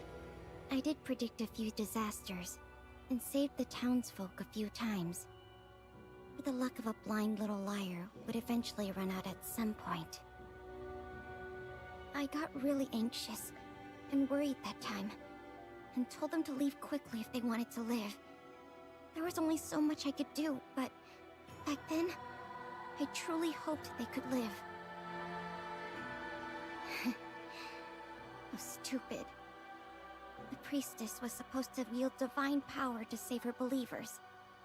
How could you leave them to fend for themselves? It's also, okay, the situation also kind of similar with the Ode to Sun, where Yao is basically lying about the legend and stuff. The mayor said since I had proven my power, I could definitely save everyone. So they tied me up and brought me here. No matter how I pleaded and apologized, they wouldn't listen. My believers tied me up, kicked me out of the vehicle, then prayed in the direction where the mighty god descended, saying that What the hell? Stortown sent the most devout priestess of fire, who would nourish the flames with her own power and life, all to appease the god's anger. The hell, that's so mean. You freeze, clenching your fist involuntarily. I can see how. Yeah. How cool they. You're not angry, are you? Don't be mad. They've already received their punishment. Oh, what happened? How would sacrificing a fake priestess stop the disaster? Oh, If God really existed, it would only anger them. How could they be so dumb? Maybe their god has already unleashed their fury and blown up that shabby town? Serves them right. she laughs unnaturally, her body convulsing. She doesn't look like a child of her age at all, and even seems a little hysterical. It only makes you sad. It's over now, Hestia. You left Store Town and escaped from the pyromatter sect. What you found here wasn't any god, but that expedition you liked. She's still staring into the void, yet her gaze softens. Just a bunch of fools. They're even more gullible than the folks in Store Town. Is she referring to the expedition? When they first found me, I was on edge all the time. To survive, I had to cling to this sliver of hope. I made up so many lies, tried to be helpful, and said nice things, all because I was afraid they'd abandon me too, and leave me to die. Oh. But they never wanted anything from me. Never asked me to prove myself or be useful. And they were indeed quite careless. Taking in a kid full of lies, emerging out of nowhere like that. It's really dangerous here, and resources are more than scarce.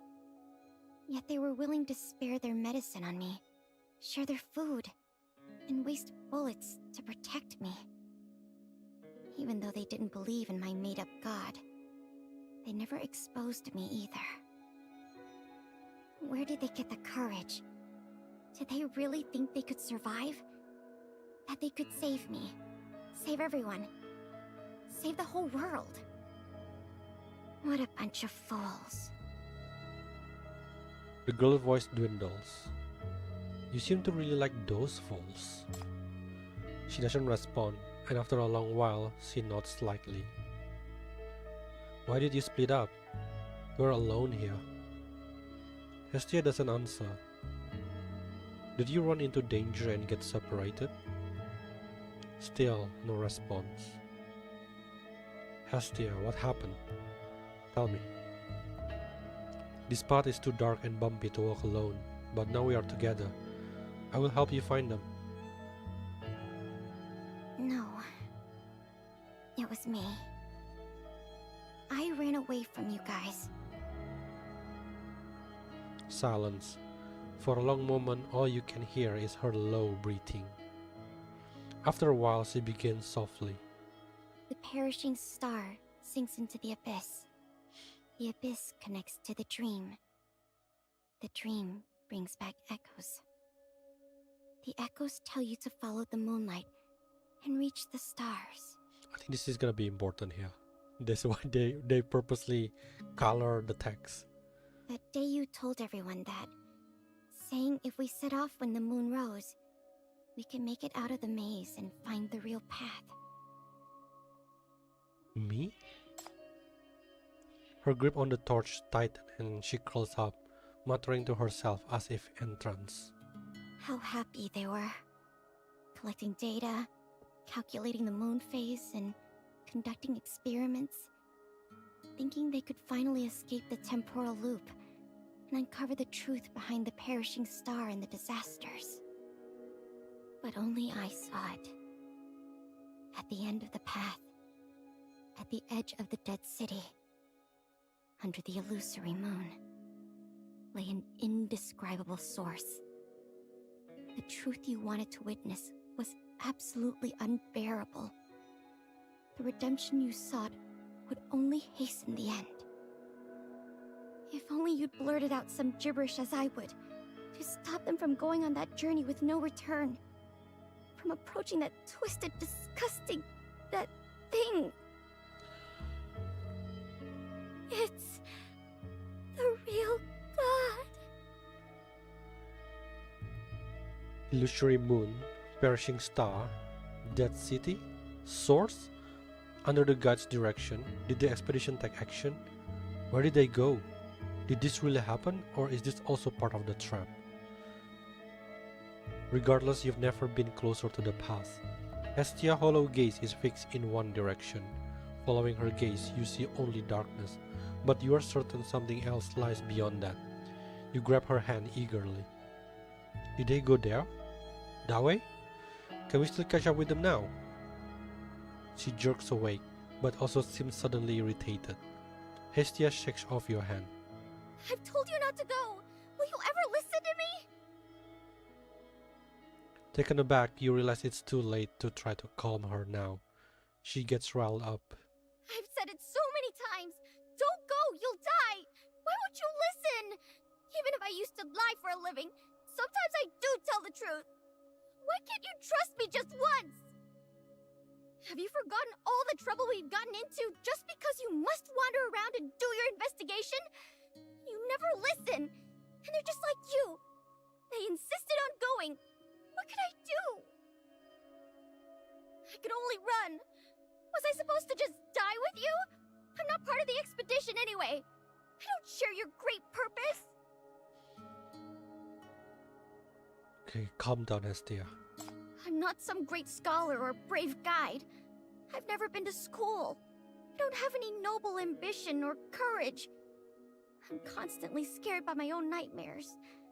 I can't understand your ideals or find the same motivation. All I've ever done is try to survive. I tell whatever lie I must tell and use whoever I must use. I'm just a selfish, useless, blind parasite. A liar who's abandoned those who have helped me. No, don't say that. I was never part of the expedition. Just a coward. Every step I've taken following you guys has been exhausting. I really can't go on anymore. Unable to say another word, she bows her head deeply, leaning against the torch. The young guide who's been staring into darkness her whole life is already broken in body and spirit. In such a young age? You finally make a decision. Then we won't go. I think it's a good choice, actually. Let's not go to look for the expedition. We will turn around. I'll take you away from here to a truly safe place, away from all dangers. A place where you can finally live at ease. But what about them? They told me to come and get you. They gave me this powerful red spike so I can protect you. You're lying. Yes, I'm lying. But if they knew I was here, they will say the same thing. They will want me to take you away. Because we already know what happened to them, right? So does that mean that if she's not part of the expedition, why is she's on the part of Eternal Nightmare? Something gonna happen to her, isn't it? Hestia freezes. You hesitate for a moment, but finally take her hand and gently embrace this girl who's been hurt countless times. The world is cruel enough. Even those adults in Store Town didn't find the courage to face the disaster and push a child like you into the fire. So you shouldn't feel ashamed of your fear. The expedition will never look down on you. They refused to leave you behind because of their principle. They let you go because they heeded your warning. They knew the path ahead was dangerous, so they wanted to keep you out of it. Then, why did they still go? Probably to look for a better world. A world where children worry about nothing and aren't forced to be brave in a place like this. A world where adults protect children and allow them to grow up safely. You know, that's just the kind of people they are. You know, like, because we already played the first three, I can imagine, like, you know, Drea, Margaret, and Vanilla thinking that way. Although she doesn't answer, you feel her nod slightly in your arm. She's gradually calmed down. I mean, like, they're basically people that literally go to the center of mania just to, you know, find a way to stop this, I don't know, this perishing star and stuff. Besides, you are in fact incredibly brave. A real coward will either hide at a camp or run far away. Yet you've come to this place and set up this magic circle, waiting for them to return in the dark despite being terrified. If I hadn't come, you would have already gone after them, right? Hestia flashes again. It seems you are right. I don't know. I'm not that brave. Even if I really want to find you guys, it would be because I no longer have the courage to be alone. Yes, you just want to eat and live, yeah. I think too scared to be alone and wanting to return to your important ones mean the same thing to you now. Her body trembles slightly. But we are just kids now. We are not strong enough to protect ourselves. If we die recklessly on the way, it would only bring them more sorrow. It's not a kid's job to save the world. We just need to grow up properly so we can follow them on the same path later. Let's go back. Before coming to find you, I've already figured out the exit. Once we are out, we will immediately go find capable adults to rescue the expedition. You've been scared for too long on this journey. From now on, I will protect you. I hope you won't be tormented by fear anymore. She nudges you, wiping the tears from her face, crying and laughing at the same time. Stop trying to sound like an adult. I am an adult. You're even younger than me. How come you never seem scared? Saying nothing to her half-joking question, you simply take her hand and keep walking, glad that she can't see your expression right now. Ah! Oh, is class in an operation? Malaria. I'm gonna go here.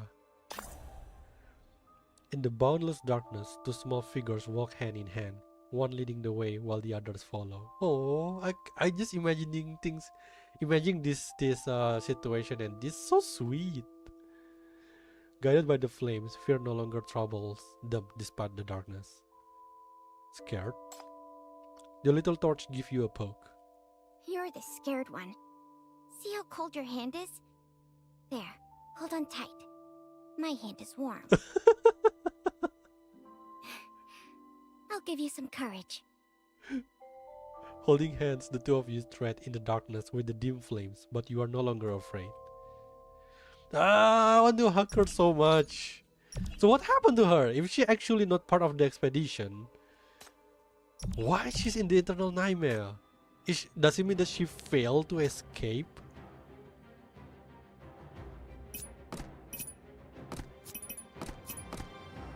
Oh, I only have 5 now. Bloom here, till the day you wither. Can I eat this? Oh, it's like that. Is the guidance of the flames. Yeah, that was so wholesome. What's wrong with Button Noir giving this kind of I don't know, like atmosphere?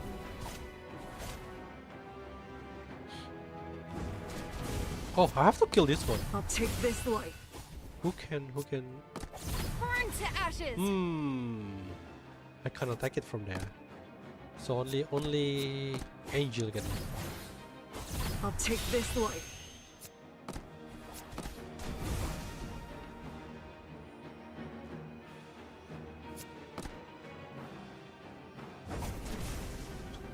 They just spawned and got wrecked immediately. Me too, right?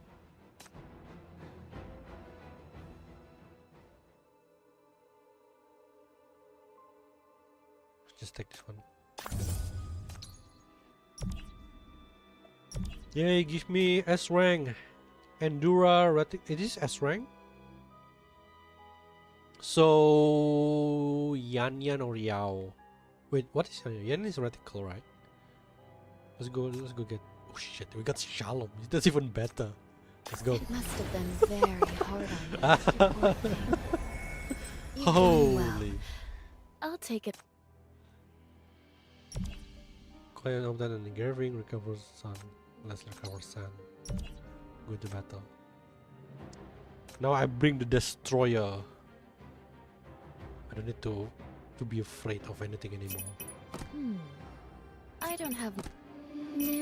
Let me be clear. If you insist on putting me on the battlefield... It's gonna work. You know, Coco can just chill here, not doing anything.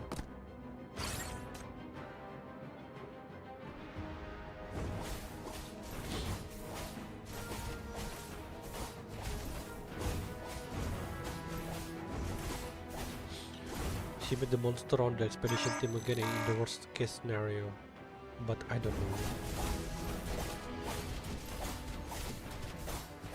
Oh, shoot, it's boss. God damn it. Quiet. I'll take this light.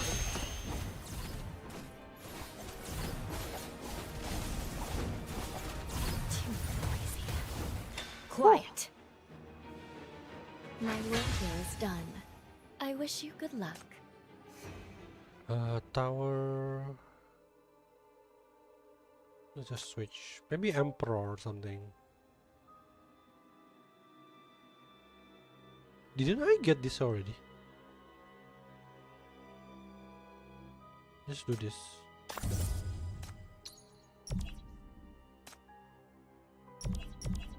Rest.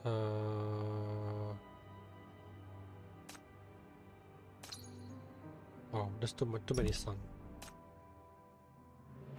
Wow, why is too close? Where's Jane? Oh, here. Let me be clear. If you insist on putting me on the battlefield... No need to come along. Flowers will bloom.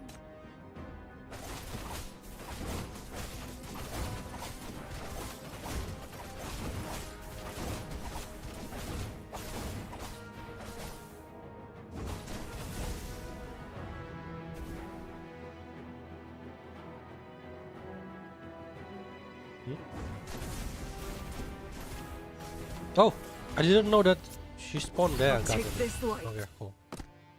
I need to move them behind, I guess. I think Shalom can just do here. Whoa. Wow, crap. Whoa, it can explode? That is actually really cool. This is the guidance of the flames. This is the guidance of the flames. This Continental will be proud of me too, right? Emperor.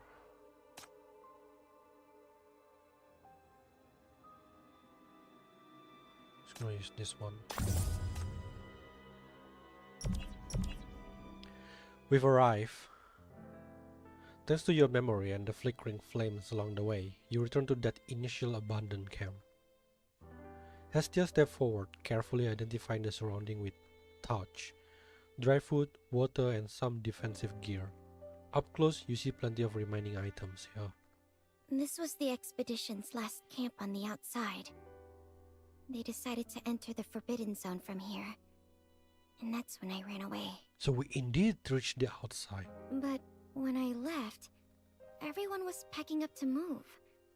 How come there are still so many supplies left here? Maybe they are meant for you. You wanted to say, but seeing her expression now, you think that won't be necessary. You let her reminisce a bit longer before you set off again. Just then, a familiar voice comes not far away from the darkness. Chief! The captain's still here.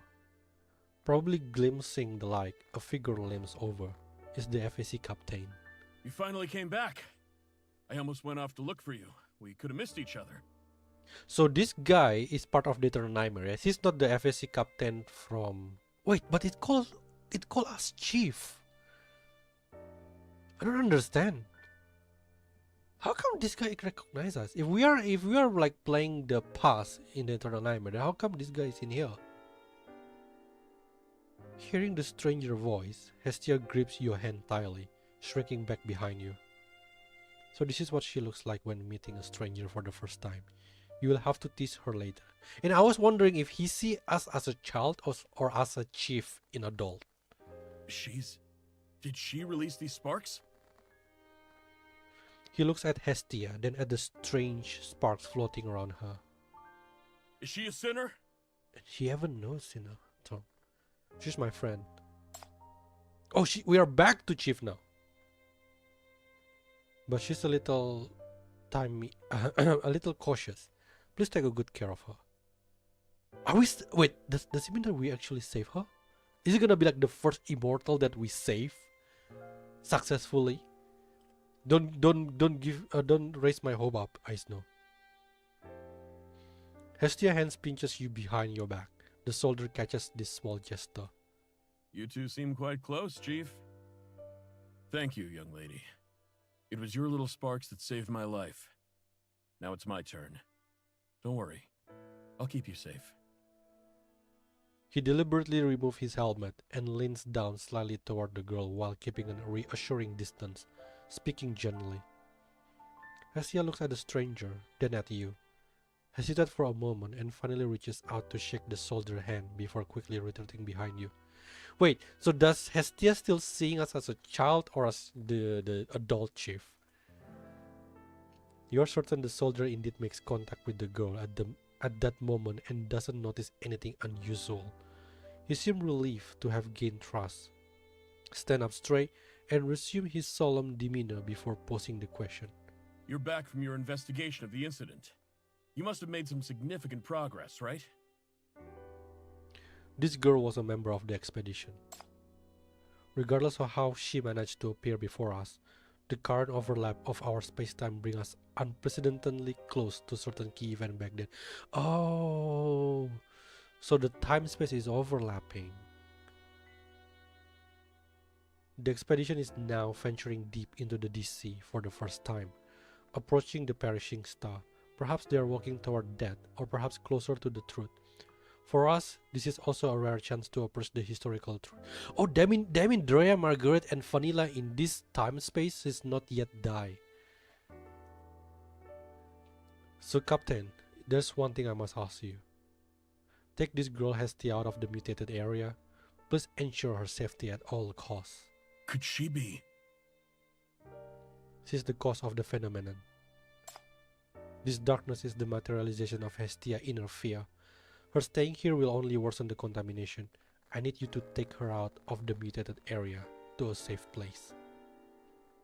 Only when Hestia is completely at ease can this phenomenon possibly come to an end. Of course. I will protect her. It's my duty. But Chief... He must have seen through your talk and wants to stop you. In response, you reach out to him. In that instant, your hands pass through each other, surprising the soldier. Oh. That's right. What you see now is merely a projection of my consciousness. You don't need to take me back or worry about my safety. We don't exist in the same dimension. Oh, so Chief is not actually in the dream. He's just like somewhere else. My body is at the MBCC under strict supervision by Shroll from Paradisos. If I encounter any danger or severe contamination, it will wake me to prevent harm. And as long as the phenomenon persists, my consciousness will be brought back here against my will time after time. That's why I must act, and I am the best suited to do so. The biggest help I most urgently need from you is to protect this girl and take her away. Understood. I will follow your orders. Oh, okay. Wait, I don't understand what you're saying. The girl interrupts your conversation, clutching your clothes tightly. She sounds more confused than uncertain, hoping you can help her understand the situation. Is it confirmed that seeing us as an adult, Chief? Why she's not reacting though? What do you mean by take her away? Where are you going then? What, Chief? What, Sinner? Aren't you our little guide? Why are you talking like an adult? So she still look at us like an adult. Didn't we agree to get out and wait for everyone? You said this is not a job for the kids, and that we should seek help from reliable adults. I'm sorry, Astia. I am not that little guide you know. What? The little guide you know is with the expedition now, leading them deeper into the darkness. Wait a minute. Leading them. So the little guide is the one that leading them to there. And Chief playing the little guy. What's that mean? And I'm not a member of the expedition. But the expedition, all those things you've told me,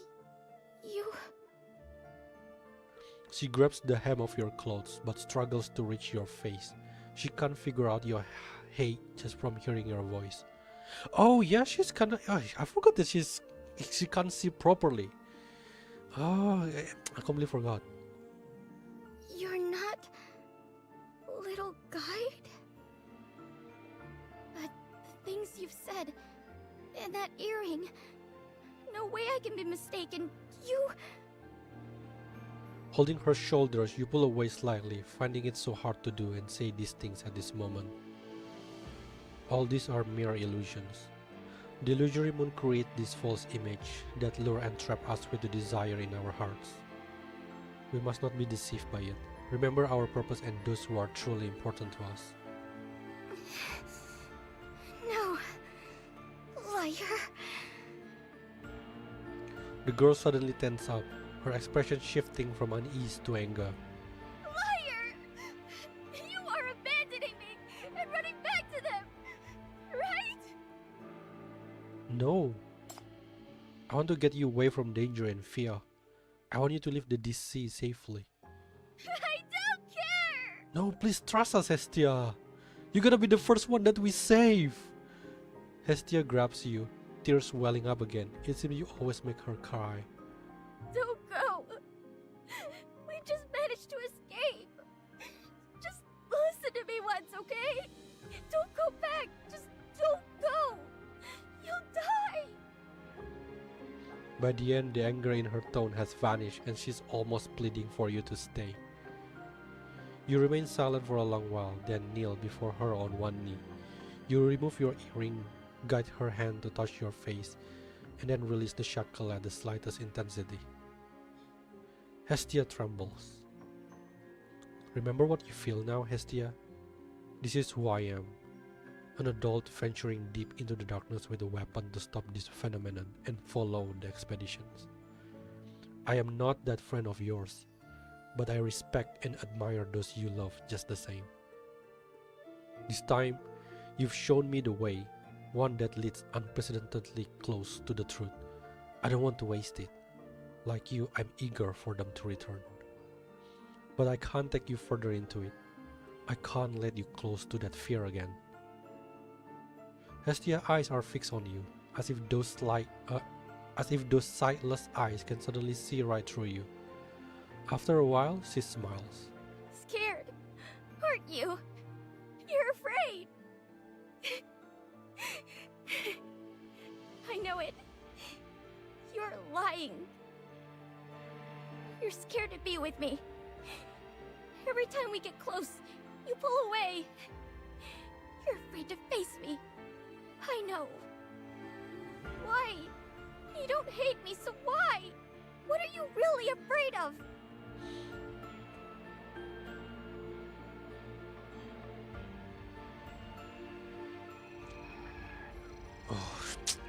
This is just a trap. They are long dead. This is just a trap to stir up your emotions. Oh god, I forgot. Is it really impossible to save them? Are they really dead?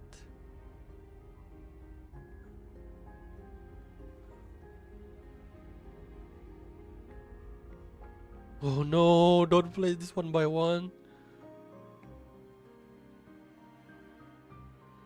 No, no, don't remind me. Oh shit.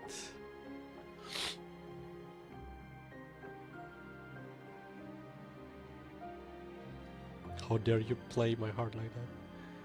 I just want to make it possible for you to finally leave the DC. This place imprisoning you. You must stop talking to her. You look at the FSC captain, who either understands how you feel, or is simply obeying orders. He holds her back. Keep her safe. Hestia doesn't struggle this time. In front of the two of you, she seems to understand any resistance is useless. She simply clutches her torch tightly, her hollow eyes staring straight at you. Liar. I'm not leaving. This time I won't run away no matter how scared I am. I'll stay here and wait for you. So you're not allowed to run away either. We will be back, Hestia. Come back to me, coward. You must come back to me. We will. Oh my god. So far I'm glad that she do what we say. You leave the camp alone, followed by a tiny flame that has appeared out of nowhere, heading to the heart of the DC. So we're alone now. Okay. The journey seems endless. You walk past the valley where you fled with Hestia, and the magic circle where you first met her. The further you go, the denser the surrounding darkness becomes. With each step, you feel like you're stepping deeper into a swamp, sinking slowly. The light and warmth from the flickering tiny flame dwindle. The darkness tries to snuff it out, but it stubbornly reignites again and again. Guys, I don't know why I'm so scared with the ending. So far it's so good. So far it's so good. I'm just so scared with the ending now. I'm worried. Protect the flame. You make a circle with your hands and hold the tiny flame in your palms, protecting it from of your chest. The darkness washes over you again and again. Cold, viscous, and suffocating. The dim hypercube given to you by the FSC captain has slowly fallen apart and turned into dull dust. You feel increasingly tired and drowsy, with only the flame in your embrace providing the last bit of light and warmth. Whoa! This is not even... What is this? Where are we?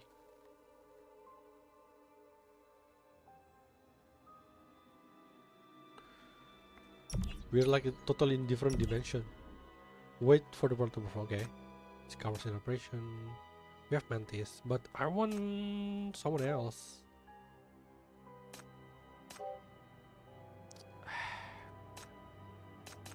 Ah, god damn it. I'll take 99. Are the one who imprisoned us.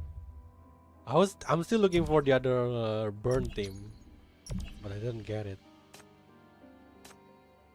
Huh? What?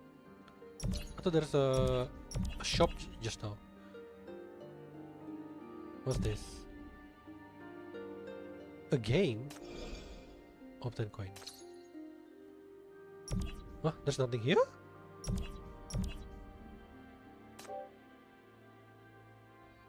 Ah, damn it.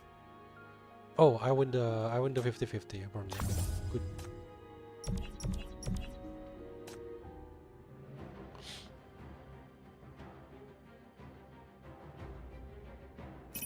No need to come along. Oh, shoot.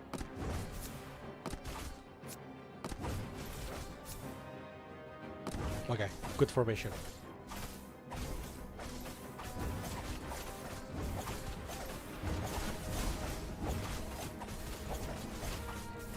Oh, I didn't realize. This burn to ashes. There is one in here, I didn't notice. God damn. block it with Angel. God damn it. I'll take this light. Too noisy. Whoa, this is pretty tanky. Let's help her. Can I take it from here? My work here is done. I wish you good luck.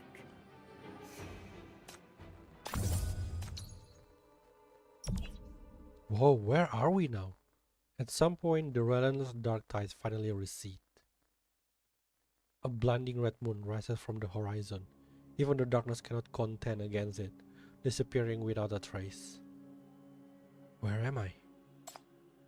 You open your eyes. Under the blood-red light, a vast, dilapidated, humid city instantly fills your view. In this eerie red city, vague yet familiar figures weave through the crumbling, decaying buildings. Driven by an inexplicable impulse, you advance mindlessly, coming to a broken pillar. You lift the algae of it and wipe away the sticky slate. A name that stirs your heart appears on it. City of Maria.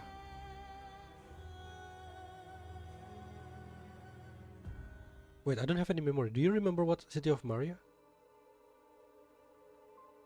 Oh shit, my lore thing is failed me. Did we ever go? Did we City of Maria ever been mentioned before? I'm not sure. I don't have it in my brain right now. Chief seems surprised though when you know the city. You traverse the ruined city in the thick fog. Your mind gradually blurs as if you are falling asleep. You are dissolving amid the indistinct voices, unable to recall the reason why you are here. But the spark is right next to you. You can barely hear someone's voice in your ear. Oh no. You're scared to be with me. Every time we get close, you pull away. You're afraid to face me. I know. Yeah, okay, oh, okay. I also don't remember. I was like, maybe kind of think, maybe I thought. Nah, never mind. Why? You don't hate me, so why? What are you really afraid of? City of Maria. Maybe I really am afraid. I'm worried you will end up like them. I'm scared to watch it tear you to pieces again. But if it's just venturing alone by myself, I can bear it. I'm a grown-up now. I won't be a coward again. What? I'm a grown-up now, I won't be a coward again. What do you mean? Again? That's why I have to come back. I've had enough. I'm tired of falling into traps over and over again. Tired of it using you guys to torture me. I tell myself to stay rational and don't fall into traps. And it makes me sick every time I say it. What really happened back then? What's the thing that destroyed you all and came back to haunt me? I've gotten so close this time. That's why I'm here. I must see the truth and identify my true enemy. Yeah, we are so. This is the closest. I can't be fooled by it anymore. Your consciousness blur further. Whisper from the surrounding shadows turn into fake noise. Only the blood-red moonlight remains inside. Fooled? No. A voice objects, but it sounds comfortingly familiar. That's us. No, this is not a trap. No one has lured you here. Everything happened because your heart desired a response. And you're destined to return.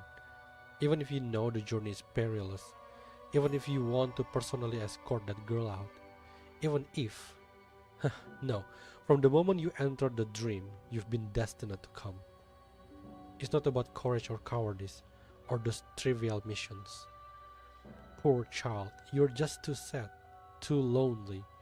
You simply miss home, so sooner or later you must come home. Wait, are we... You're saying Chief from the Illusory Moon? An obscure figure appears in your mind. Me? Miss Home? Yes. Every time you fall into a nightmare, every time you return to the Illusory Moon, You brought here by your own longing. You miss home, so you come back. You miss your family, so you meet them. Meet who? The ruins of the city are behind you. Your legs move on their own and you walk on the desolate, grey shallows alone. No, you're not alone. Human-like specters hover around you. You gaze at them blankly, trying to make out their faces, which are unrecognizable yet familiar. They seem to want to say something to you, or are just muttering to themselves. I think the family referring to the expedition team is down here. Now we are sure, it's at the bottom. We must continue. We can't stop diving. We found it. After so much sacrifice, giving up at this moment is not an option. The voice sounds familiar yet incoherent. The person seems to be crying. Still holding on, even if we will no longer be what we were. But you want to touch that shadow, but she disappeared into the mist in the blink of an eye and is nowhere to be found. Wait, tell me more about the meaning of your language. What you saw beyond the boundary on the other side. I believe in your wisdom. I think you've returned to this side of the shore because you have a message to convey. So give me the prophecy and the revelation. The shadow poses the question loud and clear into the mist, but fails to get the desired response, instead descending into chaos and merging into it. No, I see no pattern. The model is proven wrong again. All the calculations have gone to waste. This makes no sense. Is there an error in the data? Yes, this must be it. Something went wrong during the collection in the dive. That has to be it. If not, what's the point of everything we've done? Muttering hysterically, the shadow stands frozen, clutching his head in agony. The next moment, with a pop, she explodes like a balloon, blending in with the mist around her. Why are you looking at me like that? Can't the grid scholar understand the idea of power? Or is it humanity you can't grasp? No, you all must know. We've come so far together, yet you've never trusted me. What else is there to say? An agonized screech, the shadows overlap, mauling and obliterating each other. You simply watch them. The voices and feelings are so familiar, as if you are always meant to be here. My family. Yes, your family. You are finally getting closer, by their side at last. Are you satisfied now? Joy dispelled the pain and despair. Among the shadow of these revenants, you feel at peace. Yes. No, too soon. There is one more of them. The real reason you came here is neither rational nor emotional, neither about fear nor determination. Oh, I don't like the song. Something gonna happen, isn't it?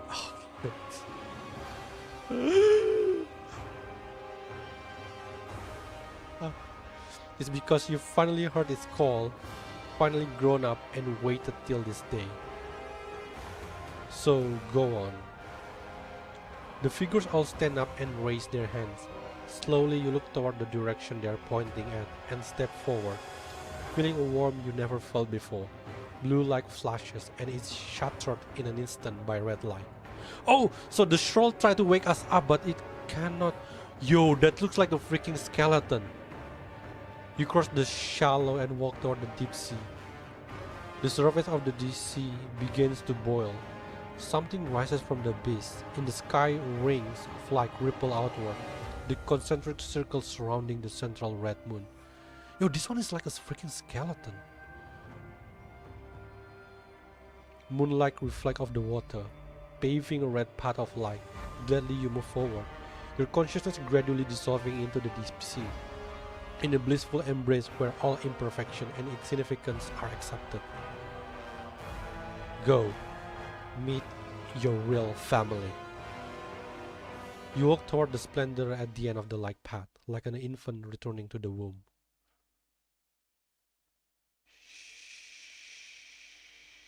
Shit, what happened? Emergency! A major shock occurred in the illusory moon zone. The phenomenon area is shrinking, but its intensity is skyrocketing. SHP-13's mania index has surpassed the threshold. Forced revival has failed.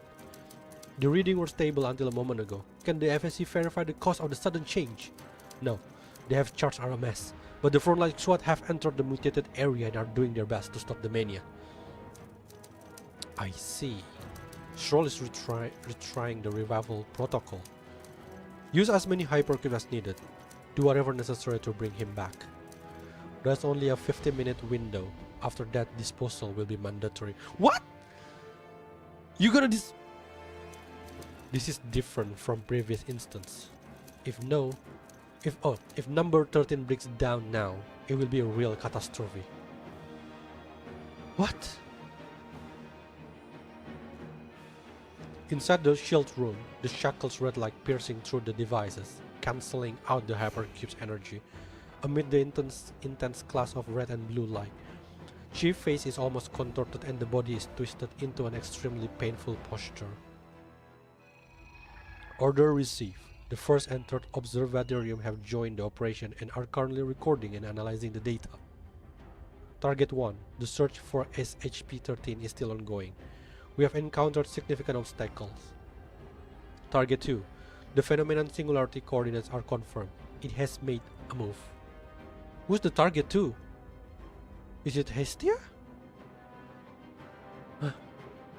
The girl jerks her body up, but the irrepressible fear turns into a fearful shudder, almost crushing her body. That idiot! Oh no! Don't tell me she's gonna come back. Oh no, don't tell me she's gonna come back. Oh no, don't tell me she's gonna come back. Oh no, no! Just consume it.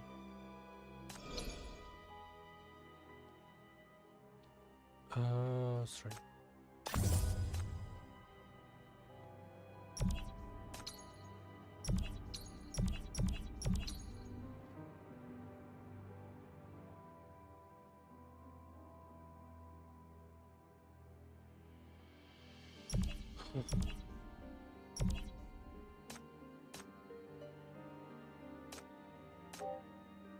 Ooh, we got a Hamel. Should I bring Hamel? I don't think I need to, but just in case. You've woken me from reverie. I should thank you. It's kind of like make me more question of like what is the origin of Chief actually. So are we not probably we are not human? Are we part of the illusory moon or perishing star? Enter white fisher to red fisher. Don't need that. Give me something good. Yao or shoot. This one is probably the My best name one. is Victoria. Who are you? Where are you taking me? I don't think so. I can't I think the wander off shackle too is I thought far. it's like some sort When of Daddy comes back, he'll underground be looking for me. technology.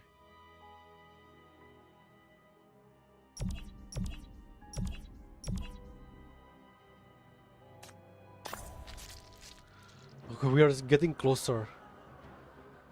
The boundless darkness is suddenly surging, filled with cries, laughter, and the bloody sound of flesh getting torn apart. Hestia's stomach churns. She grabs her torch and stands up, only to be yanked back by a pair of broad hands. She then hears a series of gunshots. A muffled sound, followed by a powerful gust sweeping past from behind. A terrifying thing is hit and sent flying, landing in the distance. The clash of metal, heavy breathing. Oh, sorry about that. Liquid dripping onto the ground. Don't wander off. The situation is escalated. The monsters have multiplied and mania is intensifying rapidly. It's not safe here anymore. I'm taking you out now. Hestia's voice trembles, out of fear or emotions. No way! I need to find him! That idiot got caught! He's trapped! It won't be long before he's taken away altogether! Oh. Then he'll... It's impossible. You can't do it under the current circumstances. We simply can't get through this high-risk area on our own. We must leave immediately and contact support so they can send reinforcements. The man's voice also sounds tense. He has already forgotten Chief's explanation about the dream and Stroll revival. It'll all be too late by Oh no, don't tell me. She can't push away the tall soldier. But as she struggles, a flame lights up, forcing the man's back. The fire stretches between him and the girl. What is this? Where did this fire come from? Listen, kid. You need to stay calm. The flames burn through his damaged armor and sear an old wound, making him gasp. Hestia hears it and probably also smells the burned flesh. She instinctively tightens her grip on the torch, the realization of hurting someone filling her with panic. Using this kind of power when you're dizzy is very dangerous. Mania might backfire on you. Chief's not here. Nobody can help you control it. I've promised Chief to protect you. Please trust us. The FAC will surely bring Chief back. The man speaks earnestly. Hestia gradually calms down, realizing he's right. Her consciousness is indeed slowly growing heavy and murky. She witnesses a horrifying scene. The illusory moon expands rapidly, the dark sea churns, the ghosts of the dead city howl. Even the breath of the shoulder in front of her fades, as if he never should have existed before her. Once she calms down, a single strong thought remains in her heart, compelling her to make an immediate decision. By then, it will be too late. Wait! Oh no, she's back! The FAC soldier approaches, but she raises her torch, and a wall of fire suddenly rises between them, even scaring away the monster growling around them. Under the glow of the fire, the girl's pale face now appears exceptionally solemn. You can stay here or go back. But don't go on further. The flames will stop you and also protect you. Thank you. She steps back, leaving the camp left by the expedition for her, heading deeper into the DC, gazing past the numerous chaos blocking her way. She stepped into the darkness. No! Hestia! This spark is your strength, as well as your courage. Hestia takes a deep breath, steadies her trembling body, and walks into the darkness. Ah, my god. Are we gonna lose her? As the same spikes are shown in the Piercing Star crime brand. Oh, really? Was it really? Is there any way to check it right now? I haven't got Yao or Yan Yan. Oh, they give us S ranks in. God damn it! I'm gonna take it. So it's not an underground technology, or it's some part of the chief already.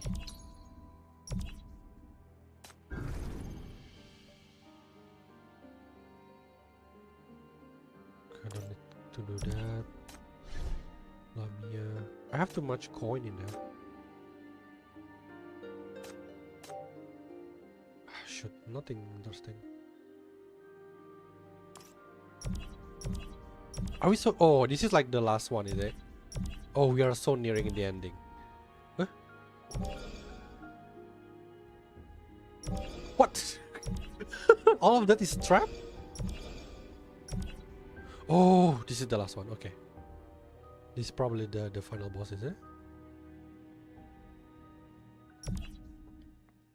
She treads alone in the dark wilderness, losing track of how long or how far she has gone. The mere act of advancing in the somber mire is exhausting all her strength. Likewise, she can no longer clearly recall those restless ghosts hindering her in the darkness. Go and confess that you've disrespected God with blasphemous talk, and now you'll atone for your sin in exchange for Store Town safety. In a daze, the girl finds herself back in the town center. Below the circular altar, the townspeople's faces are twisted as they make desperate and cruel prayers. The worshippers cry and shout, their faces filled with different emotions: fear, despair, anger, but not a shred of reverence. Countless filthy and horrifying hands reach out to Hestia, almost drowning her. If you are a real priestess, sacrifice yourself to God. If you're a fake priestess, then give your life as atonement. choose your fate. That's like the same one. What the hell, man? You're just a blind kid who can't survive without us. You should fear us, please us, beg for our protection, because we are the brave and strong adults. Don't touch me! She swings her torch and the fire rises instantly, dispersing the stubborn shadows around it. What kind of adults are you? You pathetic cowards who could only rely on a kid when disaster struck! Why should I fear you? You're nothing to me! The nightmarish shadows catch fire and turn to ash. Finally, she can catch her breath. Time is running out. Hestia quickly steadies her breath, steps over the ash leaning against her torch, and presses onward. This is how she's come all this way. I'm no longer afraid of you. I need to keep going. I'm going to find those who are most important to me. Following her closely, barely audible whispers emerge from the darkness. Those who are most important to you? Oh, this is the Eternal Nightmare fashion? Are you talking about them? The ground suddenly collapses under her feet. Hestia slips and tumbles down, feeling a sharp pain in her ankle as she falls onto a pile of mess. Several figures approach. This feels familiar. Yes, it was when she first got banished from Store Town and left to die in the Forbidden Zone. There she met the expedition at her last breath and was taken in by them. Tears instantly fills her eyes. Hestia struggles to her feet, wanting to call their names, eager to tell them all about her terrifying journey to reach them, but the figure speaks first. No one asked you to come search for us. She hears the dark, eerie echo so malicious it makes even her heart shiver. You're a liar. Nothing you say is true. You are always planning to escape and slow us down, aren't you? Say something. Admit all the lies you've told along the way, all the things you've done, how you've betrayed us selfishly and ungratefully. You are weak and useless. You've never been one of us, just a burden, a parasite. The expedition doesn't need you. Crawl back. I don't need you to tell me that. She gasps for air as something heavy presses down on her. She stands with great effort, with the torch the only thing keeping her upright. I know I'm not worthy of them. I will apologize, but not to you.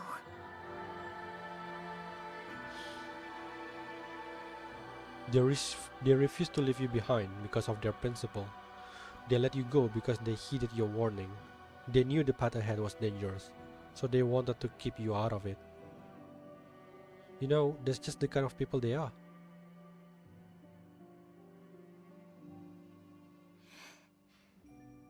They would never say such things. They are nothing like you. Of that, I'm sure. Trembling, she lifts the torch, its fire rising to dispel the gloom on her. After letting it burn for a long while, Hestia wipes her tears. Time is running out.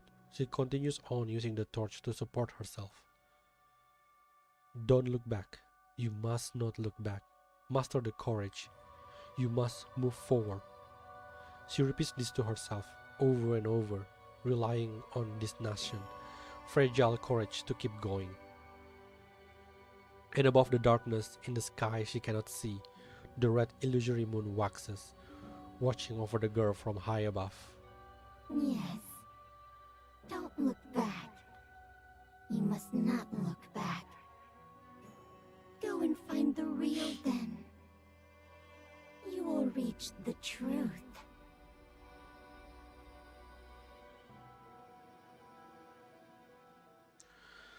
How long has it been? The ground under her feet is no longer muddy, but like a stretch of shallows, Hestia's mind is cloudy, but her vision is clear. She sees a red bloody path extending forward. Under the red moon, in the crimson sea water, dozens of ashen, bloated bodies float in disarray. their faces frozen in the last moments before death. Oh my god.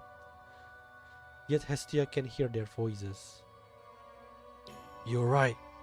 That thing. No one should approach or see it. It's a path of no return. Yeah, I thought he's gonna say a path to nowhere. So everyone is dead now. This is the outcome you foresaw, guide. Why did you come here?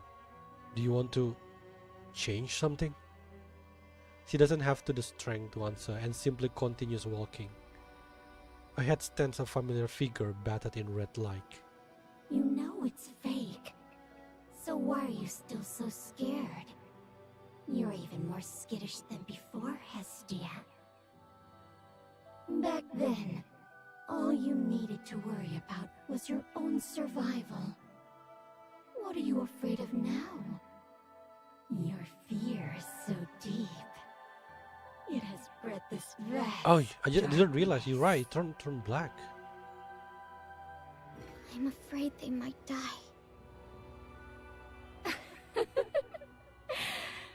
I'm afraid that can't be helped. Chief laughs, a dark red viscous liquid welling up in those eyes, forming two streaks of bloody tears that stream over the unchanging smile. Hestia sees it. Instinctively she runs forward, dropping the torch to support Chief, who immediately turns into a splash of red water, spattering all over Hestia. You know you can't stop them. That's who they are. They'd risk it despite knowing the danger, like moths flying into a flame. You can't change them. Hestia stands dazed, drenched in the crimson hue. She stayed there for a long time before picking up the torch from the blood-red shallows. The torch has been extinguished and darkness is creeping up the shadow. Hestia leans on the torch, forcing herself to go on, each step harder than the last. Her eyes are hollow and her body shakes with each step, either from fear or from the cold. But she never stops. She keeps going, and slowly the dim spark around her began fluttering. They don't need to change. I like them the way they are. I like watching them press forward. Oh, she's crying. Even if I can only watch from behind, I'm still pleased. The one who needs to change is me. The sparks are multiplying, gathering at the top of the torch, flickering constantly. I've always lived in fear. I don't mind living that way even when I grow up. Everyone fears something. But courage is something you must reach past your fear to grip. The flames burn brighter and brighter, illuminating the gnawing darkness, dispersing the silt covering her ankles. Hestia walks forward over the familiar, fearful scenes, advancing despite shivering. I finally grasped my courage. And there are many things I want to do. I won't stop here. You're right, like when you said that what she's after is courage. In a place invisible to her, the illusion begins sinking back into the darkness. The path beneath her feet is turning smooth.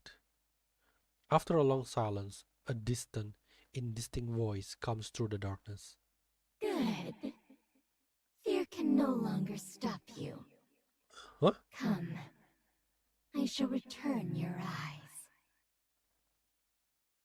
The voice is so lofty, she can almost hear a disdainful sneer. I invite you to face the truth. Oh my god, I think it's gonna be like some lore bomb here.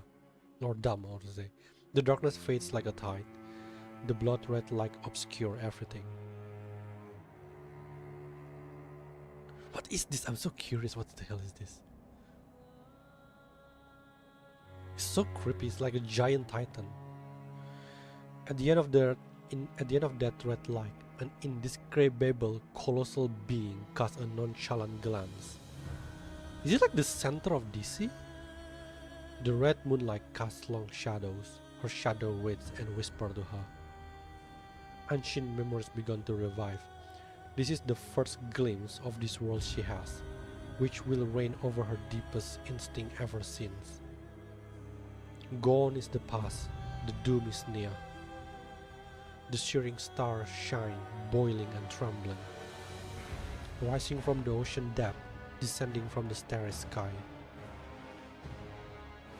Omnipotent, omnipresent, rising it is and rise it will, returning us to the blissful gloom. Hestia opened her mouth but is unable to utter a word.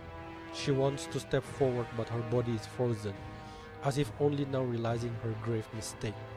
She questions why she's returned. The frail human girl trembles, clutching the torch, but the flames in it are just like her brief and futile determination. I mean, like, this basically like looking at the final boss. Extinguished easily. You finally understand, Hestia. For you, courage is the poison.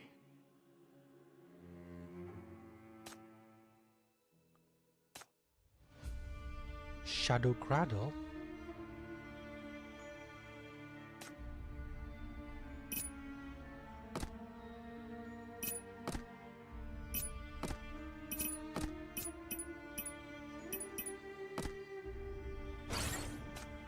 I didn't expect him to look like that.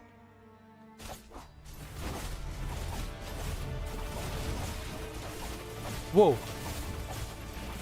×2? Is he gonna survive? Is he gonna revive? What is that ×2 just now? So weak. Only a few shots and it's over and done with. The shadow in the chaos disappear. The horrifying echo fade as the fearsome creatures scatter, vanishing into the wilderness. Not because someone has defeated them, but because the only prey has finally been completely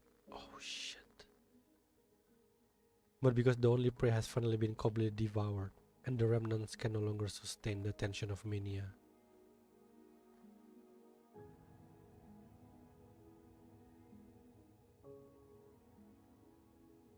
The empty shell of her remains in a gazing position, but can no longer see, hear, or feel anything. No. The tears have dried up, and she can no longer move a step forward. Finally, Hestia kneels under the illusory moon, letting the red light permeate her hollow eyes and body.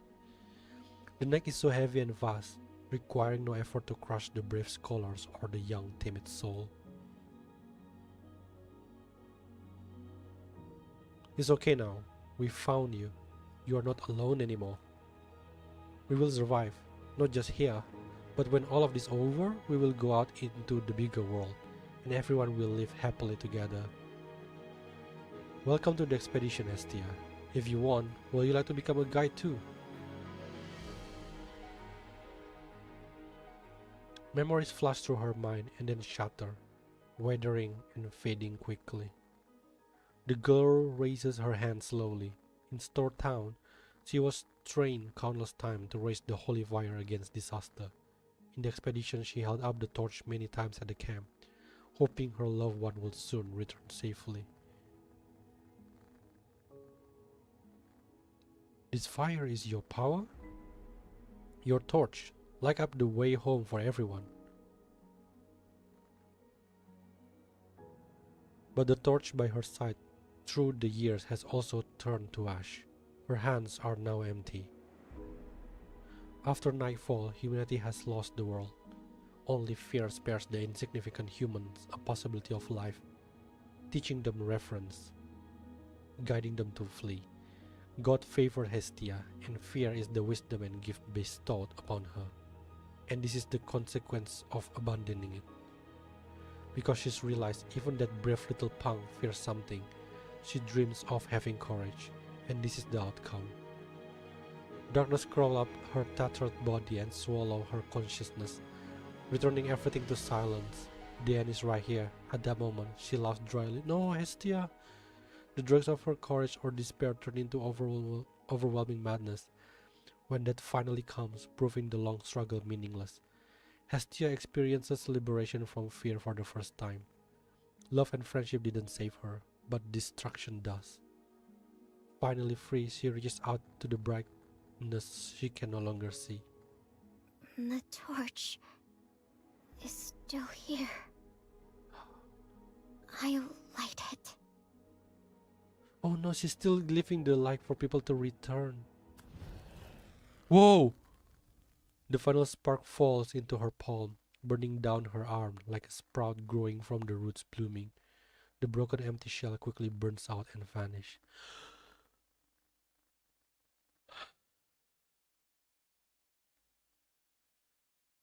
Then it's transformed into a torch, disappearing in an instant. You know, before today, I never liked you. The first day I was brought back to the camp, I saw you, another kid coddled by the crew. It made me so jealous, and reminded me of fighting over a piece of bread with other kids when I was little. Or maybe I just didn't like losing. Later, I competed for the guide's position with you. To convince everyone, I made up so many nice tales, but they laughed it off each time. The routes you suggested were always bold and dangerous, yet everyone followed without protest. The things I'd never dared to face in my life, you never averted your gaze from. You pointed out the path directly, leading the team forward without looking back. You were even younger than me. Why weren't you ever afraid? I couldn't do it. I could only follow behind you, trying to catch up while sulking. Looking back now, I wish I'd talked to you sooner. Then I would have known that courage alone isn't enough.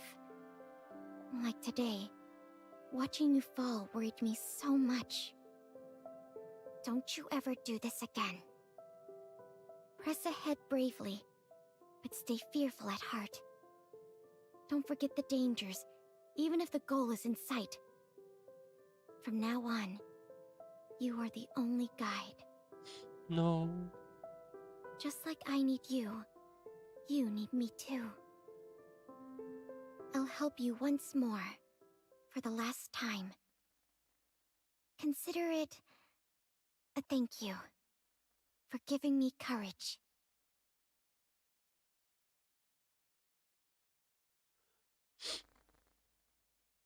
You wake up. Opening your eyes, you find yourself lying on the shallows of the DC. Tiny sparks hover in front of you, emitting comforting light and warm quietly. Hestia? No answer. The little sparks draw a few circles, then drift in a certain direction. In a daze, you get up to follow them. The red moon in the sky is glaring, yet now all you can see is the tiny dim light in front of you. The faint warmth makes you forget the long, intrusive darkness. Somehow you feel you are no longer alone. Yes, you are no longer alone.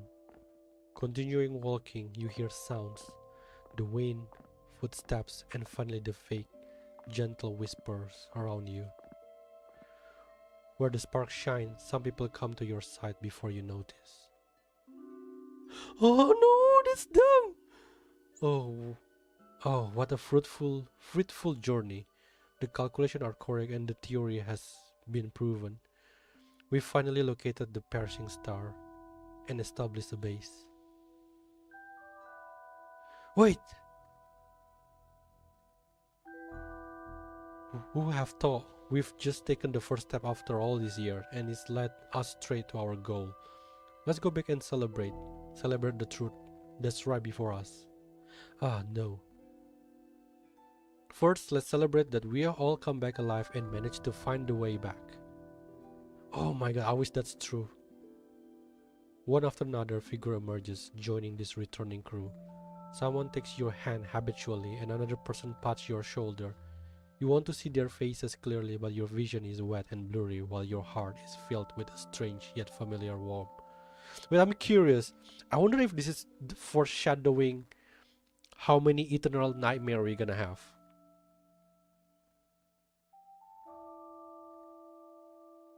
I'm just wondering.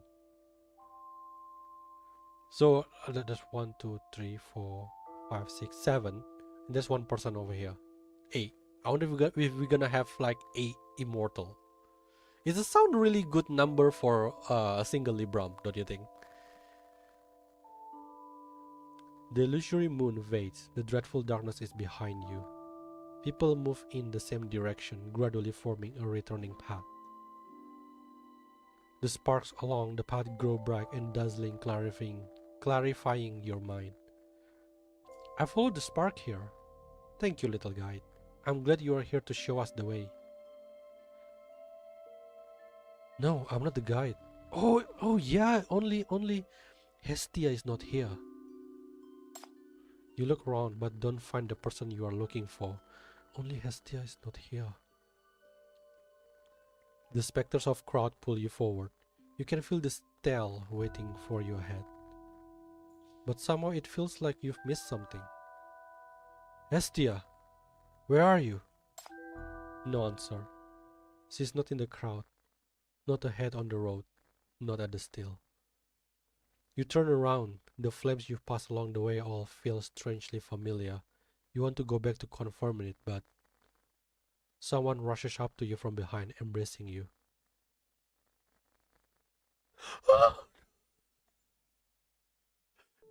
It's her! No, I want her to come back.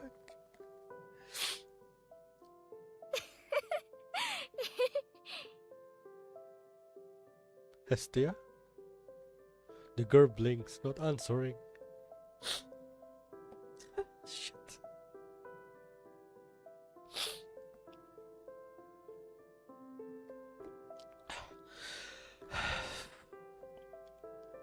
The girl blinks, not answering, but her eyes sparkle and her body gradually fades into the light.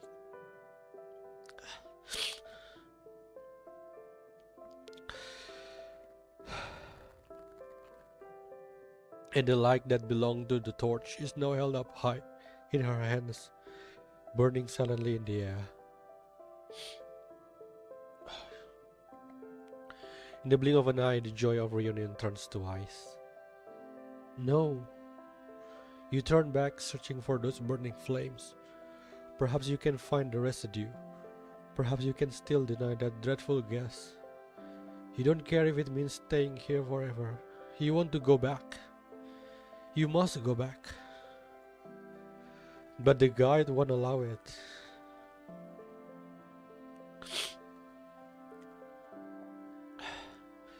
Hestia pulls your arm, dragging you back to the original path, giggling as if mocking you for straying.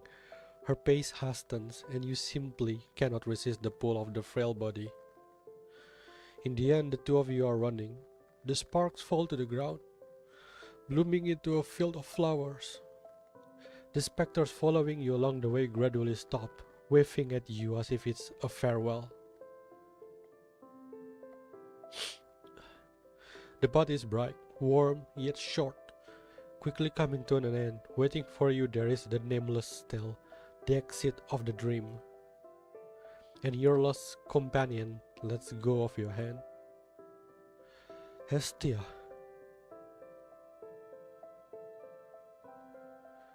Hestia doesn't leave you. Even as the light erases her silhouette, she's still jogging after you, smiling and waving at you until she disappears. She says something. Don't worry. No.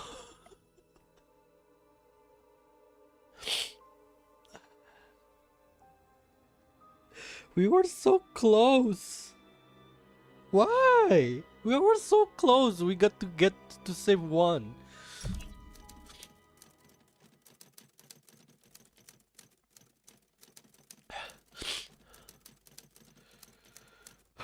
Let me drink for a bit. I haven't drink for the whole night.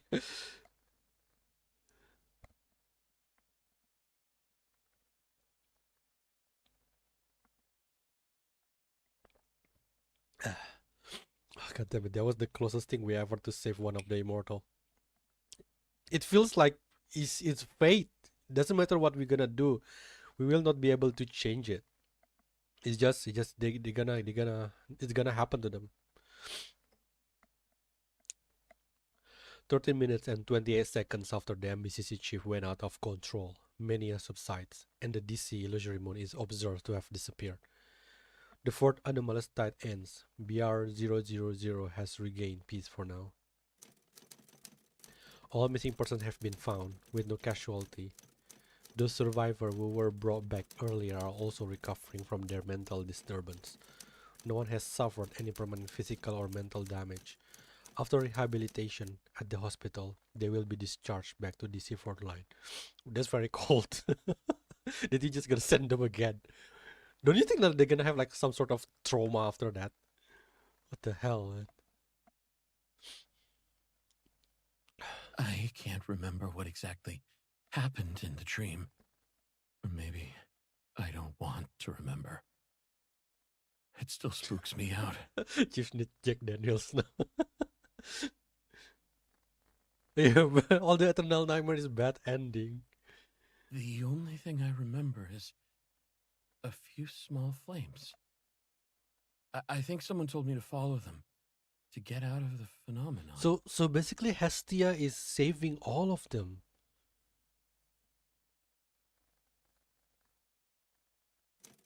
When mania broke out, the last survivor to escape the mutated area ran into the reinforcement entering the zone. Guided by him, the troops soon reached monitoring station 1 safely. However, the other information he's provided is yet to be verified. What information? I requested support immediately, but when we rushed to the site, we failed to find that abandoned camp despite rigorous search efforts. That child named Hestia was also nowhere to be found. Okay. The Ring Research Institute says it was a mania-induced illusion, kind of like a daydream. I'll take that explanation. After all, the phenomenon is gone now. Chief has been at the MBCC this whole time. Once he wakes up, we can hear his side of the story and find out. But if all of that was real, then Chief... Chief what? Don't just stop there! 3 days later, the MBCC chief also regains consciousness and is confirmed to be free of significant physical or mental issue upon examination. According to his account, a member of the expedition has been identified, named Hestia. She is a sinner whose ability is telepathic ignition. The spiritual energy she yields during this process can disperse mania to a certain extent. Hestia is suspected to be spiritually gifted and highly sensitive to mania fluctuations. Similar cases were recorded in a few regions during the first few years after Nightfall. Her exact age and real name are unknown. Further information to be added. Oh, it's not her real name? During Chief's coma. How many times we get to a coma? we just wake up from a coma and we got a coma again. During Chief's coma, the fast data recorded by Schroll has been transferred to the Ring Research Institute, Banyan Medical College, and other core Paradisus authorities. Now I was wondering, I think Banyan is one of the expedition, right? I think one day we will see her. I think she's very important. The fourth illusory moon tide has ended, but for humanity's operation in the DC and the exploration of the expedition history a century ago, as well as the truth behind the perishing star, this is only the beginning. So it's a century ago. So why is it like we are playing as that little guy? It can't be us because it's a century ago and we are not being born unless we are not human.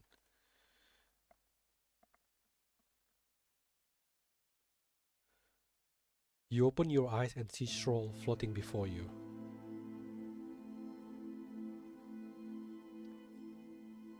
Each one say whatever Chief experienced were the past and cannot be changed. So when you said that the past and cannot be changed, do you remember if you're playing the Mirage of Drea, there is a time where Chief actually met Drea when she was a kid, and that's actually what makes Drea, who's actually pursue her astrological study, So do you think if like Chief has say otherwise, she's not gonna be part of the expedition? I think that mirror is the only one that I think Chief has a chance to change something.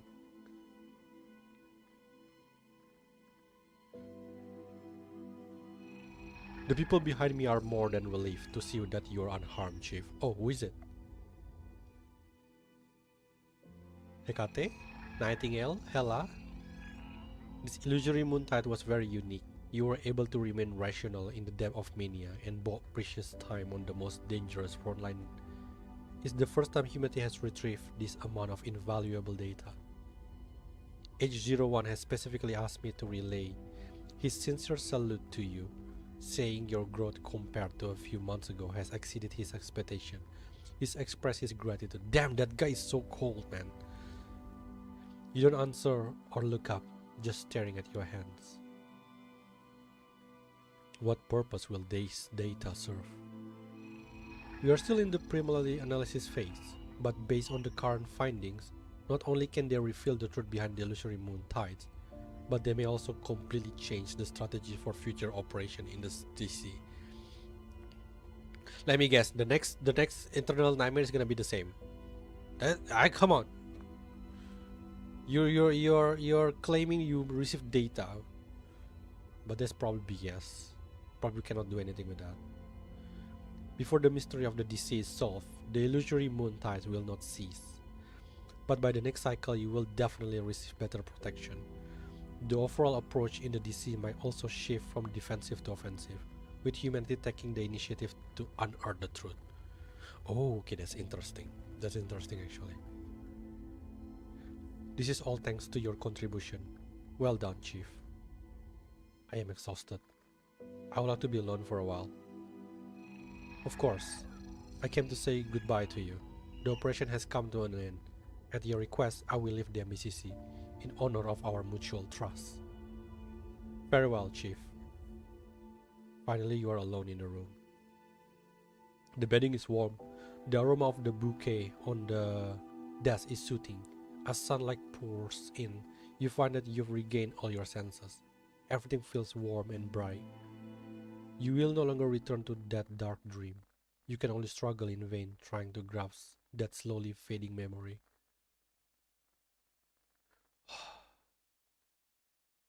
You've also walked in that cold, suffocating darkness with only a single light beside you. You've tried countless times to catch up to it, to hold it tightly in your hands, not wanting to lose that fragile, perplexed, yet stubborn fire. You want to ask if it was trying to tell you something by flickering so vigorously. At that moment of departure, what did she really say to you? Luckily, you finally remember. What? Don't worry. You're the guide. We will always follow you. What is the guide mean? Oh, you know something that I realized something. Here's the thing. So Chief is a guide, right? So he guide. And do you know what the MBCC called the Chief? It's a shepherd. Do you know what shepherd is? Shepherd is guiding. Do you think it's a coincidence? Do you think it's coincidence? Is Chief some sort of like, I don't know. I don't think it's a prophet, to be honest. but I don't know. This word is a touch on Chief, a guide, a shepherd. So I'm kind of curious. I think Chief has like I just want to find the truth quickly. You finally unclench your tight fist, but there is no spark in your hand, only a red mark. It's not a burn scar, only a bloody mark left by your nail from the too tight grip. Nah, that was like a shitty party, so I don't know. I'm gonna settle directly. And there you go. We are done. Oh my god! Even though I already know what we're gonna get in this one, I still can't. I think the Eternal Nightmare is getting more and more At the very least, the last two, that was just huge lore dump for me. I think like we are so close to the truth. It is showing this big giant thingy at the middle. Do you think it's kind of similar with the one in the Soul Reef? Did you Do you know that giant thingy? Do you think it's kind of similar with the one in the Soul Reef? Where is it? Where's my Soul Reef? Where the hell is my Soul Reef? Oh, there you go. Don't you think so? Even the Soul Reef is only shown like half of the body.